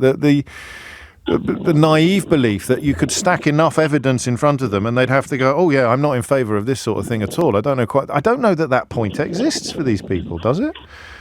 It doesn't, because it's a cult. Like, my dad is a perfect example. My dad has a master's degree in journalism. If you start to win an argument, it's an explosion and it's an emotional outburst of, well, everyone has a right to an opinion and I get to believe whatever I want to believe, and he just shuts the conversation down. What? I mean, you know him a lot better than I do. Where do you think that comes from? I mean, when you get over your shock and your heartbreak, what do you think the seeds that Trump watered were made of, in your dad's case, if you don't mind me asking, Kelly? Well, my dad's a police officer, and I think he likes Trump for that reason. He's also, I mean, my dad is also very emotionally immature and doesn't take criticism very well. So when the whole Black Lives Matter thing started, my dad and I tried to have a conversation about it, and it's the most angry I've ever seen him. He got very defensive. I think he sees Trump almost as like a lot of fascist men appear. He's a big, strong man who will do whatever he wants to do. I think they're having the inauguration indoors because of the weather, aren't they? Yeah, I know. Not so strong. It seems it. So just that's the problem, isn't it? In a way, that old phrase that one of the kind of new breed of right-wing commentators, I think, coined first about facts don't care about your feelings has been completely subverted, hasn't it? Your dad's feelings don't care about the facts, which is why the argument will always result in a furious rejection of continuing it. Mm-hmm. You just say. Well, I mean, yeah, it's baffling. Like, I've sort of seen this coming for a while.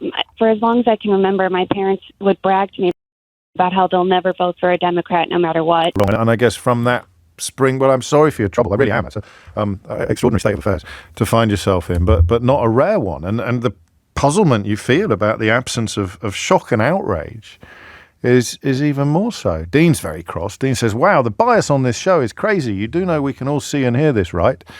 And Dean highlights the point that Kelly is making. So you're talking about an attempted coup. You're talking about a convicted. This isn't bias. And you can ring in and tell me why you like coups, why you like self-confessed sex offenders, Dean. You can ring in and tell me why you love the idea of deporting immigrants or whatever it is. I fully accept that those views exist, but it's not bias to relay the facts when the facts are multiple felonies, almost certainly another bunch if he hadn't become president, the things that he has said, the things that he has done, the things that are not denied, the things that courts have found. These are not biases, but they are, aren't they? That's what Dean's highlighting, the feelings. His feelings don't care about the facts. His feeling is, this is biased. How dare you say these things that are completely and demonstrably true? Do stay with us, because in just a moment we will be, well, at least trying to get hold of our reporter at Liverpool Crown Court as the news breaks that Axel Rudakubana has pled guilty over those Southport stabbings. 11:46 is the time. James O'Brien on LBC. 12 is the time, and we cross immediately now to Liverpool Crown Court, where LBC's reporter Liam Gotting awaits with news of, well, you tell us, Liam. Yes, James. Well, in the last few moments, 18-year-old Axel Rudakubana has changed his pleas at Liverpool Crown Court from not guilty to guilty on all counts, those being 3 counts of murder, 8 counts of attempted murder, possession of a knife, production of the biological toxin ricin, and possession of information possible to be useful for someone committing or preparing to commit an act of terrorism, that being an Al-Qaeda training manual. And I think this came as a massive surprise to everyone in the courtroom, James. The defence counsel approached the dock unexpectedly to everyone in the courtroom, and then asked for the indictment to be read again to Axel Rudakubana, who, as I say, changed his pleas on all counts to guilty. The judge, I think, even himself may have been caught unaware by this. He said after that Axel changed his pleas that he had to apologise to the families of the 3 girls who were murdered in that attack in Southport back in July, those being Elsie Stankham, BB King and Elise Da Silva Aguirre, as they were not in court today. Neither were any of the families of any of the girls who were there who survived the attack, because he himself and no one else was expecting this to happen today. But Axel Rudakubana has changed his pleas from not guilty to guilty on all counts. He will be sentenced here at Liverpool Crown Court on Thursday. And that was the question I was going to ask you, actually, about the unexpectedness of it. So presumably his own lawyers are there, mob-handed him with piles of papers, and they spoke in court. He spoke to them in the court, and then they approached the bench. So the defence, he was asked to confirm his identity, Axel Rudakubana, as he has been in all hearings. He refused to speak in that moment, and it just seemed as if we were going to carry on before his defence lawyer stood up in the court, asked the judge if he could approach the dock, which he did, and then about 5 seconds later came back and said he would request for the indictment to be read again to Axel Rudakubana. So whether or not he changed his mind in that moment, whether or not this was something the defence knew about but nobody else knew about, that's currently unclear. But as I say, it came to a massive shock of us in the press. Was there an intake of breath in the courtroom? I mean, were there gasps? There was. Yeah, there was. There was a moment of almost head-scratching, people looking at each other when the request was made for the indictment to be read again. Everyone sort of looked at each other as if we kind of all realised in one moment what was about to happen. But as I say, I think even the judge himself completely caught unaware in this moment, extending his apologies to the girls, the 3 girls who were murdered in the attack, and the girls who survived the attack. None of the families in court today, as I said before, the judge even saying himself that nobody expected this to happen. And as you remind us too, of the charges were terror-related. That would be the production of the biological toxin ricin, and a charge under the Terrorism Act related to possessing the Al-Qaeda training manual. Did this presumably means then that we are not going to hear the kind of explanations, or at least attempted explanations that would have accompanied a defence case? Well, yeah, I suppose you're right in that sense. We won't go into the sort of granular level of detail that a 3 to 4 week trial would have done. Whether or not there are some details that are reflected in the judge's sentencing remarks on Thursday, there may be some details that come out in that closing speech that we might hear. But you are right in that sense that we won't get the full intricate level of detail now that a 3 to 4 week trial would have brought us. And as you remind us, because they would have been expecting this to take an extremely long time, the families of the 3 little girls who were murdered, Alice, Elsie and Bibi, were not present. But do you have contacts with them? Do you have connections to any of them, Liam? No, not to any of the 3 families involved. The last I spoke to of anyone involved in the case was Leanne Lucas, who led the dance class at the time, and the attack as well. But as I mentioned, no one expecting this to happen today, and so none of them were here, and the judge has extended his apologies to them for that reason. Okay. Liam Gotting, many thanks indeed, LBC's reporter at Liverpool Crown Court there, reflecting how blindsided many of the observers will feel, and indeed family members of the murdered girls will feel at this very late, this 11th hour change of plea by Axel Rudakubana with regard to the guilty. I think I used the word pled earlier. I do apologise. Pleaded guilty to the murders of B.B. King, Elsie Dot Stankham and Alice De Silva Aguiar. You'll remember that it was very deliberate lies and misinformation about the murderer of the little girls that prompted and provoked those hideous scenes that we saw on the streets of this country over the course of the summer. I guess we'll have to wait and see what reactions this guilty plea prompts, but one hopes that people would have learnt a little bit more responsibility than they, especially particularly prominent people, than they displayed at the time of this hideous crime. It's 5 to 12. More on this as and when it occurs, but off the top of my head, I can't think what further detail we would be party to, except perhaps statements from the families involved prior to the sentencing on Thursday, and they might well wait for that to happen as well. Apropos nothing in particular, I was preparing for a little spiel that I have to give you on a regular basis when you wonder why we're not talking about things on air that are in the news bulletin. And the reason is there is no room for opinion or pontification on live cases as they unfold.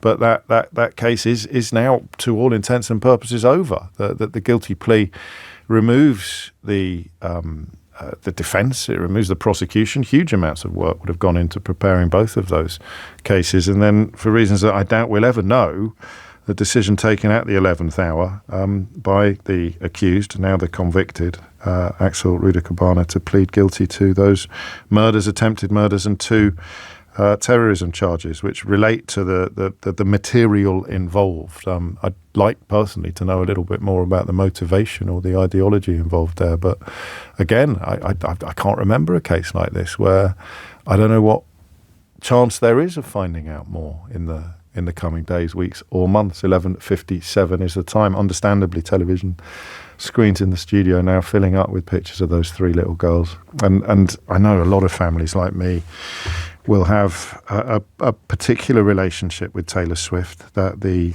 innocence, the happiness, the joy on the faces of those little girls, absolutely unbearable in the context of what happened to them. But the guilty plea is in, and the reactions of the families are as yet still awaited. It's coming up to 11:58. A final call, I think, on the... Well, it's going to change, isn't it, a lot, as the new administration beds in. But the question of how you do it, how do you report on this? Some people already making the decision to treat Donald Trump's second term in an entirely normal fashion, to almost ignore the fact that he launched a coup after losing the last election, that he is the first American president to be a convicted felon. Although that may not be even true anymore. I presume, can he pardon himself and cease to be a convicted? I mean, all bets are off. It's an era of such utter abnormality, fatigue that so many people... What else are you going to do? Sit here forever just shouting the truth into the ether? Or are you just going to buy into the idea that he won by millions of votes, he has an unprecedented mandate? All of the nonsense. They're eating cats, they're eating the dogs. I don't know. I don't even know what I'm going to do, but I don't think I'll be treating it as normal. Quick word from Sam in Barnet. Sam, sorry to keep you. What would you like to say? Yeah, hi James. Second time caller to your show. Welcome. So, thank you. Look, there are a few things that I would like to touch upon. Obviously, there is fatigue among the liberals, the educated, about Trump and his nonsense and rhetoric that he's been spewing for the last 4 years about dogs and cats eating or whatnot. But it seems to me, again, this is my personal view, and could be wrong, that the liberals feel somehow that the only way they can win back the presidency is by being more rightist, more left of right of center. Yes. And not be soft and not be conscious and not be woke, quote unquote. So I think that's the shift that they're doing, and it's happening within them. And I won't be surprised if the next presidential candidate that they field in the next couple of years or whatever would have some of those characteristics. Again, to be very fair, I blame the liberals, the Democrats in this case, for their loss, for this debacle. Because which bits do you blame? What? Because I think that the decision to mask or cover up the cognitive decline of Joe Biden is probably the thing I would point at. Anybody who thought that was being weaponised unfairly had a nightly troubling level, and people close to him must have witnessed that before and often, and the idea that they could just cross their fingers and hope he'd have a good day at the crucial moment seems, in retrospect, to be hideously naive. But what else do you blame him for? No, I think that's primary. The other thing is, look, they have not been able to, for all their machinery and power and donors, Democrats were unable to produce one decent candidate for presidential elections in the last 8 years. I mean, how ridiculous is that? I mean, it is ridiculous, isn't it? Stupid is that? I mean, come on. And the other thing is that if you look at overall... Yeah, but if I'd said to you 10 years ago that Donald Trump is a decent candidate, you'd have laughed me out of the studio. Yeah, absolutely. But that's a decline everywhere. Look at the decline in this country. If you compare the politicians... I don't know, Bojo, whose favorite is he, Liz Truss, Rishi Sunak. It's been going down the tube. I mean, if you compare these people to even the likes of Thatcher or Major, I mean, they're poles apart. They seem like titans of their industry and their game, and they're great figures and great public leaders. But look at where we have landed ourselves. So the same thing has happened to the U.S. I mean, if you compare... well, that's what I mean, I suppose that's why some people like to put Farage in the same box as Trump all the time. All it takes is a really good demagogue and all bets are off. Truth leaves the building, and lies and exaggerations become the new normal. Alternative facts become the new facts. It is 12:01. You are listening to James O'Brien on LBC. Thank you, Sam. I'm a little late for this. James O'Brien on LBC. 5 minutes after 12 is the time. If you're just joining us, the big story of the morning is that Axel Rudakubana, the 18-year-old accused of murdering 3 young girls at a dance class, a Taylor Swift dance class in Southport, has pleaded guilty at Liverpool Crown Court this morning. He's also pleaded guilty to the attempted murder of 8 other children and the attempted murder of Leanne Lucas, who was running the class, and Jonathan Hayes, who I think was the father of another little girl who was present. He's also he's pleaded guilty to everything he was charged with, up to and including having a kitchen knife in a public place. And it took the courts by surprise. It took, I think, his own lawyers by surprise, and it has certainly taken the media by surprise. And that is why there's not a great deal more I can say about it at the moment, except to assure you any details that do come out in the course of the next hour, or indeed in the course of the rest of the day, will be brought to your attention immediately on LBC. It isn't even, of course, covered by contempt anymore. He's pleaded guilty, but I don't think it would be appropriate to wade into a conversation about the disgusting riots and attempted murders that were undertaken by people who believed the lies spread in this case by various public figures, some of whom I presume have travelled to Washington, D.C. for the inauguration, which will be covered live on Global Play. You'll be able to watch it live on Global Play, and Tom Swarbrick will be covering every dot and comma of that inauguration, while no doubt also wrestling, as I am, with the question of how do you report the abnormal normally? And the answer is I still don't know, but I'm pretty certain we'll be returning to that in coming days. Which brings me to a story that I like for a number of reasons. I want to hear from Evan Harris, key member of the phone hacking campaign, anti-phone hacking campaign, I suppose you should say, about the case that begins tomorrow involving Prince Harry. This is huge, by the way, potentially huge and complicated. But Prince Harry, in many ways, this is what could be construed as his life's work beginning on Tuesday, an attempt to somehow expose and ideally even curtail the corrupt practices, allegedly corrupt practices of British media organisations. So I want to find out a little bit more about that. And I thought we should probably find out a little bit more about Robert Jenrick's latest abomination involving his attacks on... we'll find out shortly. And I wanted to get a Conservative on to talk about that so that we can continue our mission to diffuse the dangers of footballification. So ideally, a former Conservative Attorney General would be a good person to talk to us about the rights or otherwise of what Robert Jenrick, himself, I think a qualified lawyer, is currently trying to do. So we come next to... Well, I mean it when I say I don't want to be that person of a certain age who professes ignorance about technological advancement with a degree of pride. You recognise what I'm describing, don't you? Oh, I can't be doing with this newfangled email. Would perhaps have been a position adopted a couple of decades ago. Oh, I don't understand Twitter and all. My mum is an inspiration to me in this field. My mum, I wouldn't say she was an enthusiastic embracer of new technology, but she really wants to, and she really tries. It means that she accidentally phoned me and my godmother live on the programme on Friday, and with neither of us being quite sure why. But she's trying to get the hang of WhatsApp at the moment because it helps her communicate more with her grandchildren. So I don't want to be the kind of person I could feel myself becoming when Facebook launched and when Twitter followed, in that it took younger colleagues to persuade me that these were things I should be involved in. I felt I've done my bit. And yet there's a huge Achilles heel in this. And I don't fully understand why. And that Achilles heel is in the news today because, as you heard Thomas say at 10 o'clock this morning, that Bitcoin has hit an all-time high as the US dollar dropped before Donald Trump's inauguration as US president later in the season. And I don't know what that means. And I'm sorry. And I'm going to find out. I also don't really understand what this means.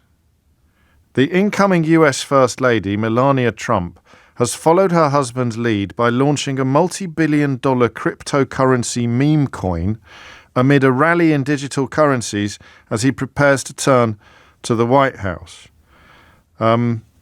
The price of the incoming president's token had tripled to more than $70, giving it a total value of over $14 billion shortly after its launch on Friday. However, the launch of his wife's coin pared back those gains as investors piled into her rival coin. I wonder, I sometimes wish we had some sort of TV studio technology and you had 3 buttons and I said, how much of that do you understand? And you could press none of it, some of it, or all of it. Or you could press 2 buttons at the same time if you were sort of halfway between none of it or some of it. I'd also have you wired up to a lie detector test so that if you press some of it or all of it, a little bulb would start flashing saying, no, he doesn't understand any of it, James. What button would you press? Now, none of it, some of it, or all of it. Those 2 stories. The US dollar dropped and Bitcoin hit an all-time high on Monday as the US before Donald Trump's inauguration. None of it, some of it, or all of it. And then the next bit. President-elect Trump's coin more than halved in value before steadily recovering on Sunday. The incoming US First Lady has followed her husband's lead by launching a multi-billion-dollar cryptocurrency meme coin amid a rally in digital currencies as he prepares to turn to the White House. How much of that do you understand? None of it, some of it, or all of it? I would like to think we might be able to confine contributors this hour to people. I just swore at the camera then because I'm holding up the finger from all of it, having taken down the some of it and the none of it. So I do apologise. I should turn my hand around. None of it, some of it, or all of it. I would like to think we could confine contributions to people who understand all of it, including the Trump and Mrs. Trump element of the conversation, which again takes me back to this question I'm going to be talking about a lot in the coming years. How do you report on the abnormal normally? This sounds hideously abnormal. An incoming president and his wife have done something that involves billions and billions of dollars that I don't really understand, but I'm fairly confident a lot of it will now belong to them. Literally the day before, hours before he becomes president. And thank you for your honesty with regards to people who don't understand any of it. In fact, I'm going to have a quick look at my inbox. None of it, some of it. I can't read out all of these. I'd like not a Scooby, James. I understand none of it, James. I understand some of none of it, says Gary. Thank you, Gary. I'm feeling a lot less lonely.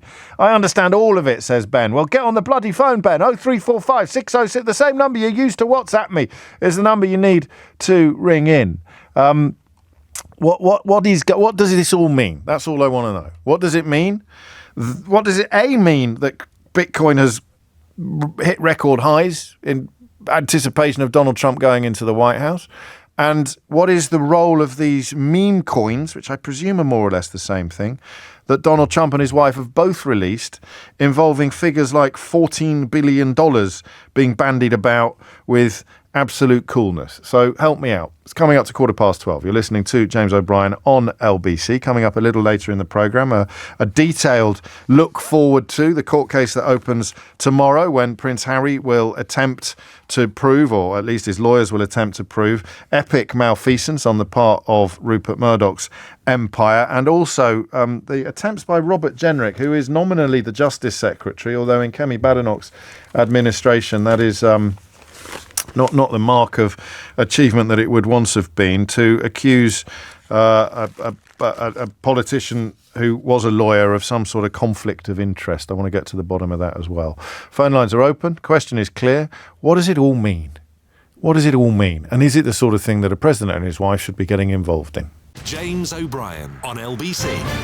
12:17 is the time. I'm embarrassed that I don't understand any of it. I don't really even know what it is, and I could be completely wrong, that there's something a little unsavoury about the idea of the incoming president and his wife both launching something called a meme coin, or a cryptocurrency meme coin, as they prepare to reoccupy the White House. Well, just I want to understand it all by 12:30. All right, no pressure. Ben's in Tamworth. Ben, who I urged to ring in, did. Ben, what would you like to say?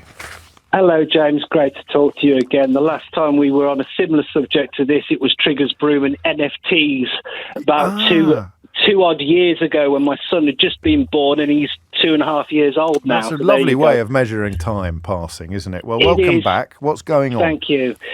In the simplest terms possible, this is the Trumps, in typical Trump style, enriching themselves in the easiest way possible. So I'm not giving you any prizes for that. Okay, sorry, no problem. So they create a meme coin. Early adopter. Sorry, right. I'll get my words in order. They create a meme coin. What's a meme coin? You know, I'm not exaggerating, and I'm not proud, but I know nothing. What's a meme coin? A meme coin is a digital currency that exists on a blockchain. Boom. Is that any better? No, I'm out. I'm gone. Right, a blockchain is a network, a distributed ledger.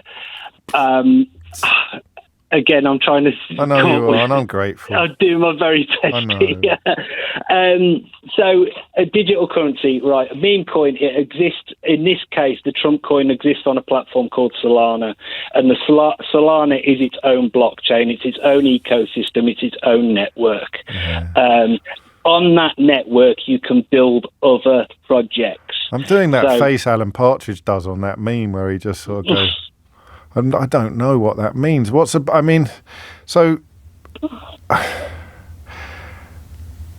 I've got nothing. I'm so sorry. So there are these platforms. Think of them as networks in a way, right? Like almost like a spreadsheet. Yeah. On this spreadsheet contains the information of who holds what amount of this. In this case, all I have to do is be someone who people will buy things from. Not even that. Not even that. We're talking about pretty much vaporware. So it's a computer program that creates an online entity, in this case a coin, which I then can sell to people. That's not too bad. That's not too bad a description. Okay, so we'll forget about platforms and networks. We'll just call it a computer program. Yeah, I mean, what I would say when I say things like platform, you have Xboxes, you have PlayStations, you have... Right, certain games will only run on certain systems. Yeah. I think... I hope, because I'm not much of a gamer. No, you can't play Indiana Jones on anything except the Xbox at the moment, but the PlayStation game is being released later this year. Brilliant. Okay. I had to say that, so I sound like I know what I'm talking about for 10 seconds. So it's a brilliant game. So think of that game as being a token or a coin. It only runs on one specific system. Right. And it's only that system that you can save your data on or look at your progress on. I think we're getting somewhere maybe with that. If you think there's nothing. It's of no value except what is attributed to it by the person that wrote the computer program. Yes. Or the owner of the computer program says that's worth 10 O'Briens. Yeah. And because we've all bought in, as long as there are two people prepared to recognise that it's worth 10 O'Briens, the one who owns it and the one who wants to buy it for 11 O'Briens, it's working. It's a commodity. Yeah. It's a derivative, I think, technically. More to the point, the only reason why that person is buying that thing is because they believe it's going to increase in value and they can sell it to someone else. The greater fool theory, there's going to be someone else out there in the future that is going to buy it at a higher price. And that is the same as any currency. It's just that this one is not created by nation states or central banks. It's created by anyone with the technological know-how and then utilised by anyone who thinks that they can persuade people to buy it. And so what am I buying when I buy a Trump meme coin? Well, but this is the whole point. If I had a long time, I could have a full-on debate about the intrinsic value of something like Bitcoin. Yeah, we could have a full-on debate about the intrinsic value of something like gold, and it is ultimately it's ultimately a bit arbitrary, isn't it? We've just decided that gold, because it's shiny and malleable and rare, is really, really, really valuable. No, because it does have certain other properties in how it can be used to build things like integral circuit boards. I know that, but still. But the fundamental difference here is a meme coin. I would never want to enter a debate where I had to prove the intrinsic value of a meme coin. It's worth what someone's prepared to pay, like everything else on the planet. But there's no intrinsic value. There's nothing you can do with it other than. And that's why you phoned me for the second time, and the first time was when we were talking about non-fungible tokens, which have exploded, and they're the wrong way. They're now largely worthless. They'll be back. Do you think they will be back? Yeah. And why has Donald Trump done? How much money will he make out of this? Potentially billions. How can that be right? Well, because they put this meme coin out. There'll be a limited amount of them. I can't tell you what that amount is off the top of my head without looking at it. Donald Trump will have the vast majority of these coins. So will his team. They will tell the cults that, buy this now, it will make you very rich. They'll pump the price up and up and up and up and up. Its market value is already in the billions, as you said earlier. And then they're going to do what's called a rug pull when the silly money is, the dumb money is fully invested. Donald Trump will then decide to flood the market with his coins. The ones he's retained. Sorry? The ones that he has retained as other people buy them. So we don't. Oh, I see. So we don't know how many he's retained even, do we? Well, now... But the blockchain does know. Well, it should be, because this is the whole point of crypto. But you'd have to know what Donald Trump's wallet address is. You could only look at the blockchain and go, there's a wallet there that contains 60% of these coins. I presume that could be Trump or one of his team. Yes. Do you see what I'm saying? I do. If you knew what his address was, then you could say, yes, that's definitely Donald Trump. This is the whole thing about crypto. You can see all the transactions happening. Well, it's 80% of the token's supply belongs to a Trump-owned company. Well, there you go. So that he get 80. So he's going to take a view when it hits a certain figure. He'll shift half of that or all of it. The value he'll cash in, and for anyone left with these coins, it will have collapsed. Yeah, and they'll have absolutely nothing. Well, that's a theory. I mean, it may. So he retains about 80% of it. So he's just selling. This is the dream, isn't it? He's selling air. He's selling invisible clothes, except it's called a meme coin. And if someone's prepared to pay for invisible clothes, like the emperor, then the clothes are worth what the emperor paid for them, I think. Oh, my days. I'm still confused. And I'm not, I promise you, if you're just tuning in, I am not that bloke who's proud of not understanding. It's clearly complicated. Ben understands it all, and acknowledges it's not actually as easy to explain as you might have thought. This might help from Jonathan. Imagine you and your friends are playing a game, and every time someone scores a point, you write it down in a notebook so that no one forgets. There's more than one notebook. Everyone has their own notebook. They're all identical. You all write down the points together at the same time. If someone tries to cheat or change their notebook to say they scored more points, it won't work because everyone else's notebook will show the truth. That's kind of how a blockchain works. It's like a big shared notebook on computers around the world where everyone agrees on what's written and no one can change any of it unless everyone agrees. 26 after 12. A little more detail from the court in Liverpool, where Alex Rudakubana has this morning, if you're just joining us, pleaded guilty to the murder of 3 little girls at that dance class in Southport, and a number of all of the crimes, in fact, of which he was accused. I want to read you something that the judge in the case, Mr. Justice Goose, said at the time of the plea. I'm conscious of the fact the families are not here today. This because it was assumed that the trial would open tomorrow. He went on to extend his apologies to the families, that for that reason they weren't here to hear him enter his pleas. She said, that was a bit of casual sexism from me. I presumed it was a he. It's Deanna here, KC, prosecuting, who said she would speak to them before the sentence on Thursday. So the judge is a he, Mr. Justice Goose. The next stage is sentence. That will take place on Thursday at 11 a.m. He told Rudakubana to keep in touch with barristers and added, you will understand it is inevitable. The sentence to be imposed upon you will mean a life sentence equivalent will be imposed upon you. I will have to complete the sentencing process on that occasion. And there you have it. It's 27 after 12. Questions so simple and yet so complicated. What does this all mean? OSP is in Labenranta in Finland. OSP, what can you tell me? Well, I think I can. I'm a first-time caller. Be nice. Of course, how can I not be nice when I am an epitome of ignorance on this subject? Go on. Well, that too, yes. Okay, so basically, Bitcoin is a made-up currency. It has no actual value. It is made up from scratch. Basically, somebody decides to create it and then starts selling it off, and then people value it according to their own imagination. You buy it imagining it's worth something, and you sell it imagining it's worth something. Yes. But it's not worth anything, really. Unless people agree that it is worth something. I mean, I understand that's true of all currencies. That's how, the currencies can die, can't they, under inflation? And there is a sort of tacit agreement. There's an implicit agreement. I promise to pay the bearer is written on banknotes. So that banknote's not really worth anything. It's just the promise from the Bank of England to pay you £10 if you present that note. Go on. Yeah, but that promise isn't behind the Bitcoin. There is nobody behind the Bitcoin. It's a communist enterprise then. It's just a question of everybody supporting each other.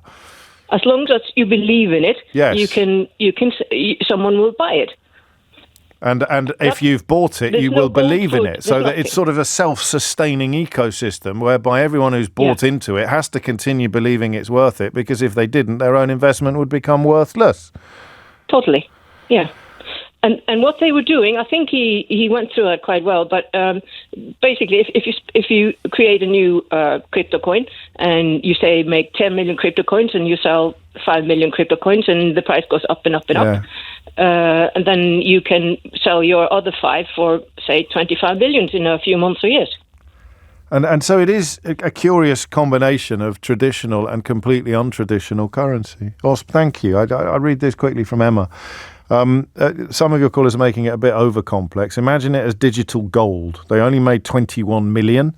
They're becoming scarcer and harder to mine. As more people get interested, the price goes up as it's a finite resource. I don't know if that helps at all. It's like the old boiler room selling penny shares, says Tony, except it is, I suppose, in a way.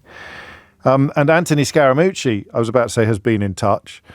It was probably the only media platform in the UK that he hasn't been on in the last few months. I like him as well, but he worked for Donald Trump for 10 minutes, didn't he?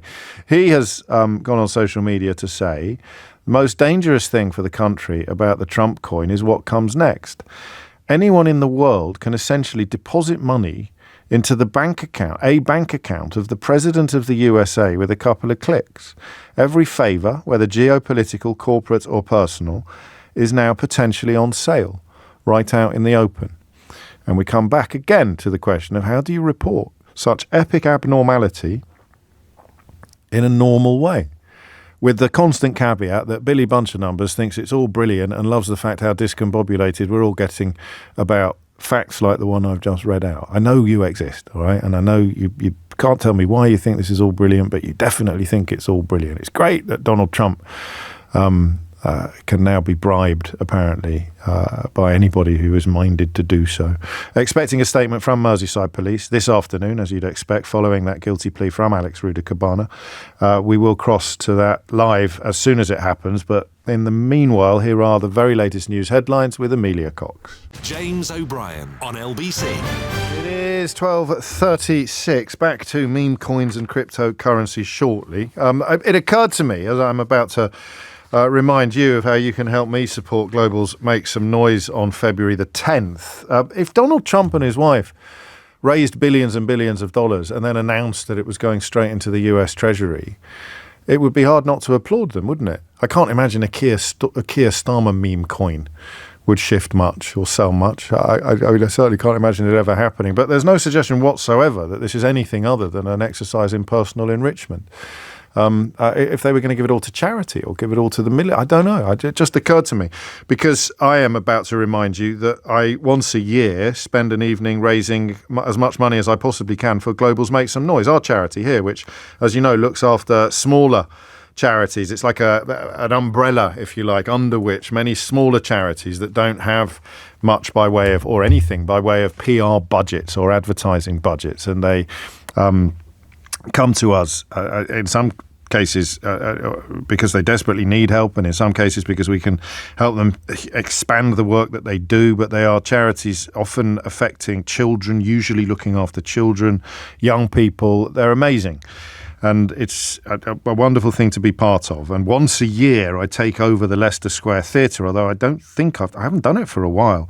We're back on this year and conduct an interview with someone that you will enjoy listening to as much as I will. And all of the money raised, every single penny raised, goes to Make Some Noise. And this year, in fact, this might be quite a nice refuge from Trump derangement syndrome, because it is one of the other fully paid up members of the wokerati, or the liberal elite. I speak of Carol Vorderman, who'll be joining me at the Leicester Square Theatre on the 10th of February. One reason to come along is to see whether I can get a word in edgeways. And crucially, as I say, all proceeds will be going to Make Some Noise. So head over to makesomenoise.com to get your tickets and to find out more. That's makesomenoise.com, and keep the evening of February the 10th free. I won't be on air that week, but don't panic, I will be on stage. Now, Evan Harris, Dr. Evan Harris, as you know, is former director of Hacked Off and consultant to the claimant's legal team in the News Group litigation. And as such, Evan, tomorrow is probably the most important day in that campaign so far. Yes, I'm brushing the cobwebs off my suit, and it will be a big day. And that's because this litigation's been going on as mass litigation since 2011.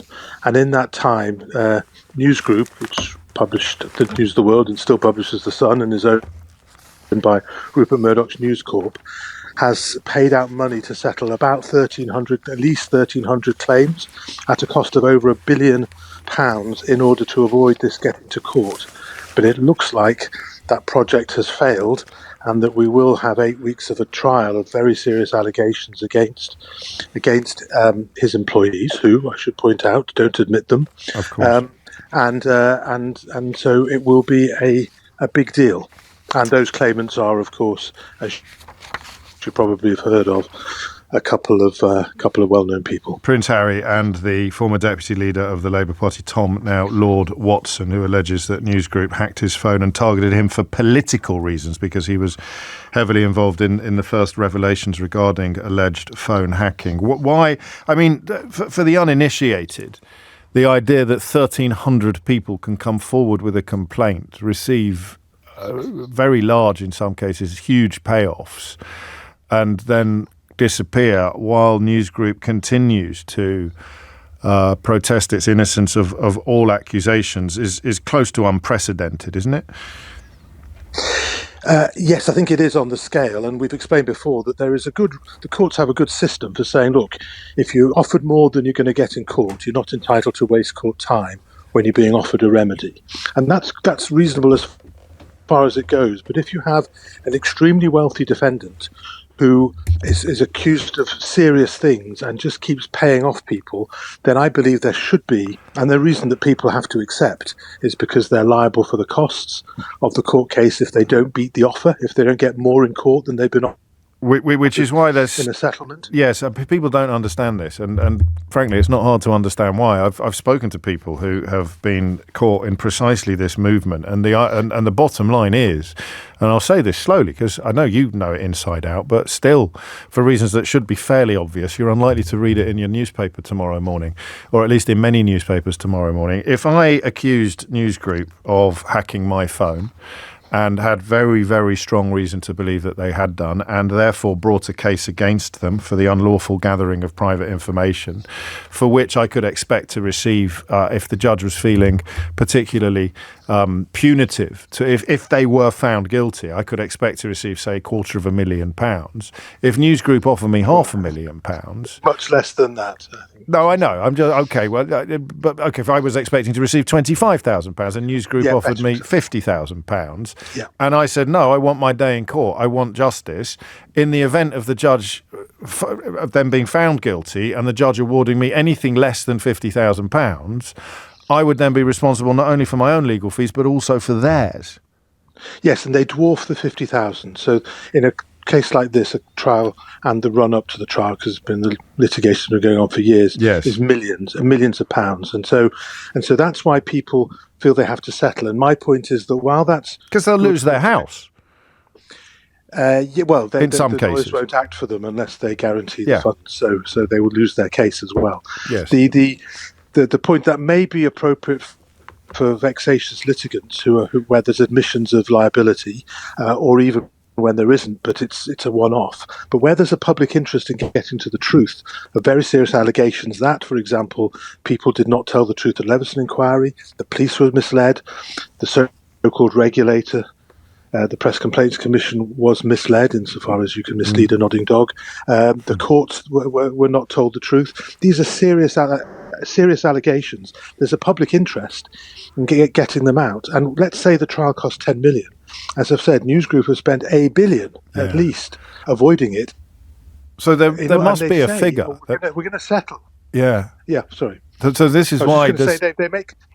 They make this point. They say we're settling not because we admit anything, but because it's commercially sensible not to spend money going to trial. But they spent 100 times more than a trial would cost in these commercial to avoid the decisions. Trials. Exactly. Yes, that's a crucial point. And I presume, and I'm fairly confident you won't be able to comment on this, that some fairly hefty sums have already been bandied about in the pre-trial negotiation. Yes, I couldn't comment on that. But as I say, let's think about it. Every previous case is settled. Their strategy is to avoid a trial. So it's unlikely that they stood by and let these cases go to trial without trying to settle them, and they've settled with people like my hacked off colleague Hugh Grant, who they'd hate to pay anything to. Yes. But they've been prepared to pay him a lot of money, as he said publicly, in order to avoid a trial. So even with Prince Harry, one imagines that they would have offered him money, and that's why, for all the criticism he gets in the tabloids, if it's right, then he's taking on the risk of the legal costs that he may have to pay if he doesn't beat an offer, if he's had one, and he's also turning down an offer multiple times. If it's the case that he's been offered it multiple times, what he's been offered. So this is a costly exercise in general for anyone resisting settlement offers of the type that we know have been offered in this litigation. I saw him describing himself as the last person who could actually bring this case at an interview at the New York Times Deal Book Summit just last month. I think the last person that can actually achieve that, and what he wants to achieve in his own words is simply accountability. Are you 100% certain that they'll be in court tomorrow? Well, I'm not experienced at these matters, but I'd say two things. It's always possible to settle on the steps of court, literally, although I'd say, one day out we're on the steps of court, figuratively speaking. And second, but, and this is just an objective observation, if Newsgroup could find a way of settling this case, they would have by now. Right. Because so I think I have an all-nighter ahead of me to prepare for tomorrow. So I'm not planning on cancelling my appointment with my laptop. Okay. So I bet that we were in court. Well, keep in touch, Dr. Evan Harris, and we will be following this case as closely as we possibly can, which I suspect will distinguish us from many other corners of the UK media, which, of course, you name the outlet that is not in some way, or the individual that is not in some way beholden to Rupert Murdoch, either because they've worked there or they hope to, and you'll get an indication of just how transparent coverage of this case is likely to be. Evan, of course, former director of Hacked Off and consultant to the claimants' legal team in the Newsgroup litigation. I'll take a moment, if I will. We're going to talk to former Attorney General, Conservative former Attorney General Dominic Grieve, shortly about what Robert Jenrick's latest abomination involves. But I know more than a couple of the people involved in this, and it's mad. They were gutted. I don't know that I should mention specific names, but I think a couple have made it clear how gutted they were, that they had to settle. Hugh Grant in particular, absolutely chomping at the bit to have his day in court. But they come in with an offer that far exceeds anything that you could even dream of getting in compensation from the court. And that's it. I think it's called a Section 21.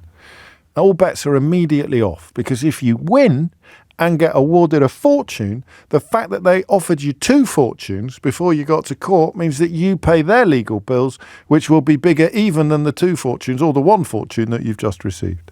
I cannot think of a more hideous anomaly in the legal system, albeit that it's designed to stop frivolous, and there's an ineluctable logic to the existence of this anomaly. And by anomaly, I mean that the justice system is normally there to deliver accountability and transparency and justice. But on this occasion, it actively mitigates, some people would argue, in the opposite direction.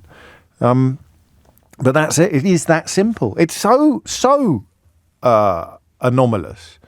I sat in the office this morning thinking I must have misremembered. I started trying to explain it to 2 younger colleagues, both absolutely bright as buttons, and both sceptical about what and I thought, no, I'm sure about this. Section 21 is evictions, isn't it? I can't remember what it's called. I could actually check my DMs with one of the people who's been heavily involved in one of these cases, because they explained it to me and I didn't believe them. I thought they must have got that wrong. That can't be right. Part 36. Where is Section 21? Honestly. Be Clause 4 next. Part 36 offer. A Part 36 offer, it's called. And it means, even if I think I've got you banged to rights, you offer me more than I could dream of getting from the court, and I say no, then when I smack your backside all over the courtroom, I have to pay your legal fees, your legal bills. And remember, some of these companies and outfits involved in these kind of cases are going to have legal bills that run into the gazillions. There it is. That I think is the maddest thing I've ever heard in a legal context. It's coming out to 10 to 1. One of the ugliest things I've heard in a legal context is currently being undertaken by Robert Jenrick, and I'll bring you full details of it after this. James O'Brien on LBC. 51 is the time. You're listening to James O'Brien on LBC, where I hesitate to deploy the sting here, because we're about to speak to an august political figure, and I worry he might find it a little bit childish, but I love my stings. I cannot lie.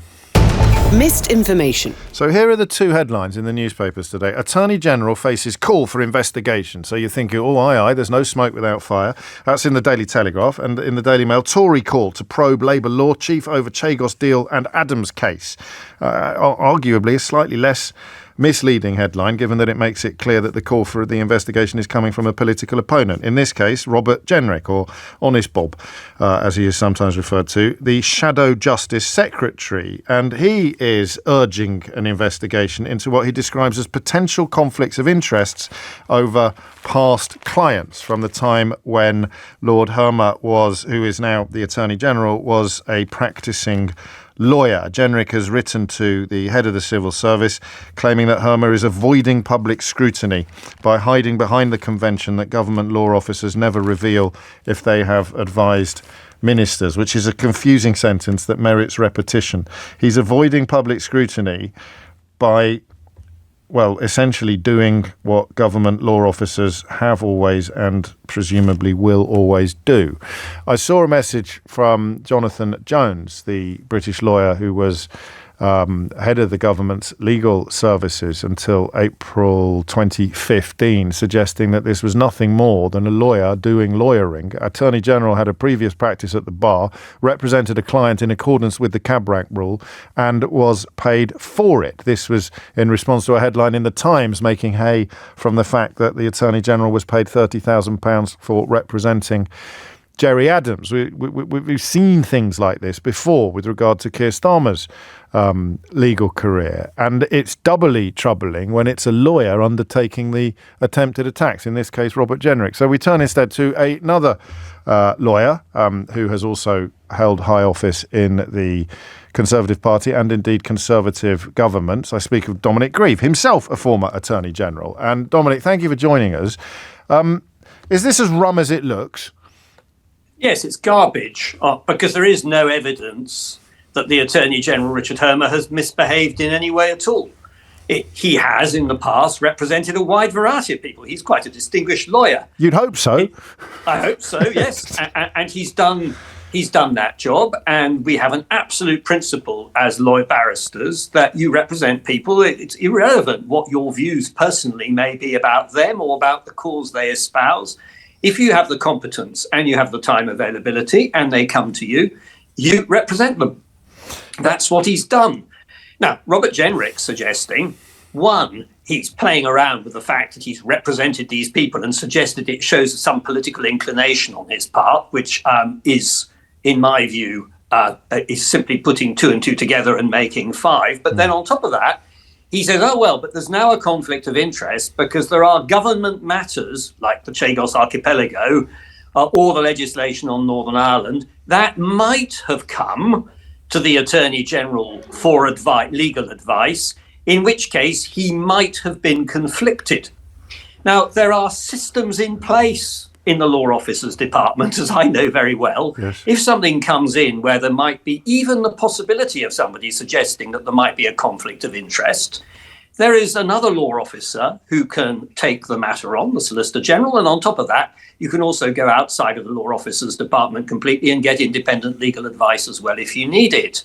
So all this, on the face of it, and seeing that I know these protocols are in place, and I don't believe that they've changed since the day when I was Attorney General, all this doesn't really add up to a row of beans. There's nothing there.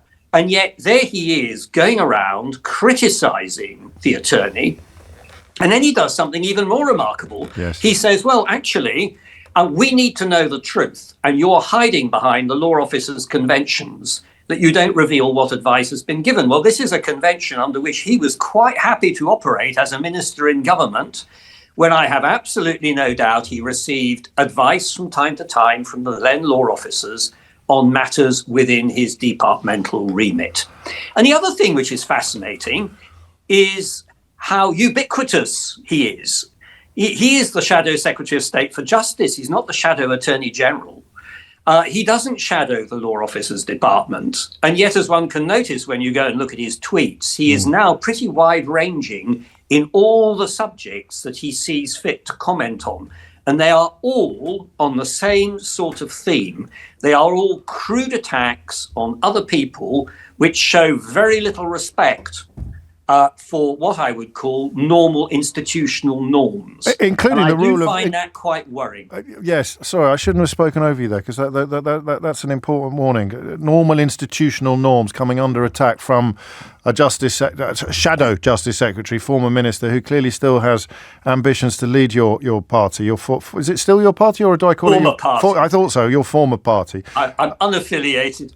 And among those norms is the rule of law itself, because the cab rank rule, the idea that even if someone is reviled in public opinion, they have the right to a legal representation, whoever they are, whatever they've done, allegedly. Yes. Yeah. Yes, absolutely. I mean, anybody, and it's not just it's whatever they may have done. Barristers are there and should represent clients if they have, the time and the competence to do it. You can turn something down if it's outside your professional competence, or you won't be available to represent them. But otherwise, you should do the work. It's an exercise then in generating smoke where there is no fire, which I suppose it's not the very first time we've seen that. But he is a lawyer. How feasible, Dominic, is it that Robert Jenrick, with his own legal training, doesn't know that this is garbage? Well, he must know. He must know it's garbage. I don't know. He may no longer have a practicing certificate. I don't know. He was a solicitor, but he knows. He knows all this. This is all rubbish. And as I say, it's just crude invective. It's all part of a campaign. And he does it in other areas as well, where he is pouring out criticism and attack on other people, irrespective of whether this has any merit at all. And of course, it's all being lapped up by the Daily Telegraph and the Daily Mail, and to a lesser extent, the Times. Yes, and I find it pretty extraordinary, actually, that the Times, although my faith in the Times gets less and less with every passing day when one looks at its general coverage. But one has to say that for what would be described in the past as reputable mainstream broadsheet newspapers, to carry this sort of guff is quite telling. You must get off the fence. Dominic Grieve, thank you very much indeed, former Attorney General, speaking in no uncertain terms and from a position of proper expertise on Robert Jenrick's latest shenanigans. If you missed any of today's... before that, don't forget, we will be live streaming the inauguration of Donald Trump on Global Player from about 3:30 today. If you missed any of my show, you can listen back on Catch Up on Global Player, where you can also pause and rewind live radio, as well as listen to a range of podcasts, including the brand new James O'Brien Daily. Some of the best bits of my show in 60 minutes, because obviously we couldn't cram all of them into 60 minutes. We can barely cram them into 3 hours every single day. Download it now for free from your app store or head to globalplayer.com. Coming up at 4 on LBC, it's Tom Swarbrick steering you through that inauguration. But now, standing in for Sheila Fogarty, it's Vanessa Feltz. James O'Brien on LBC.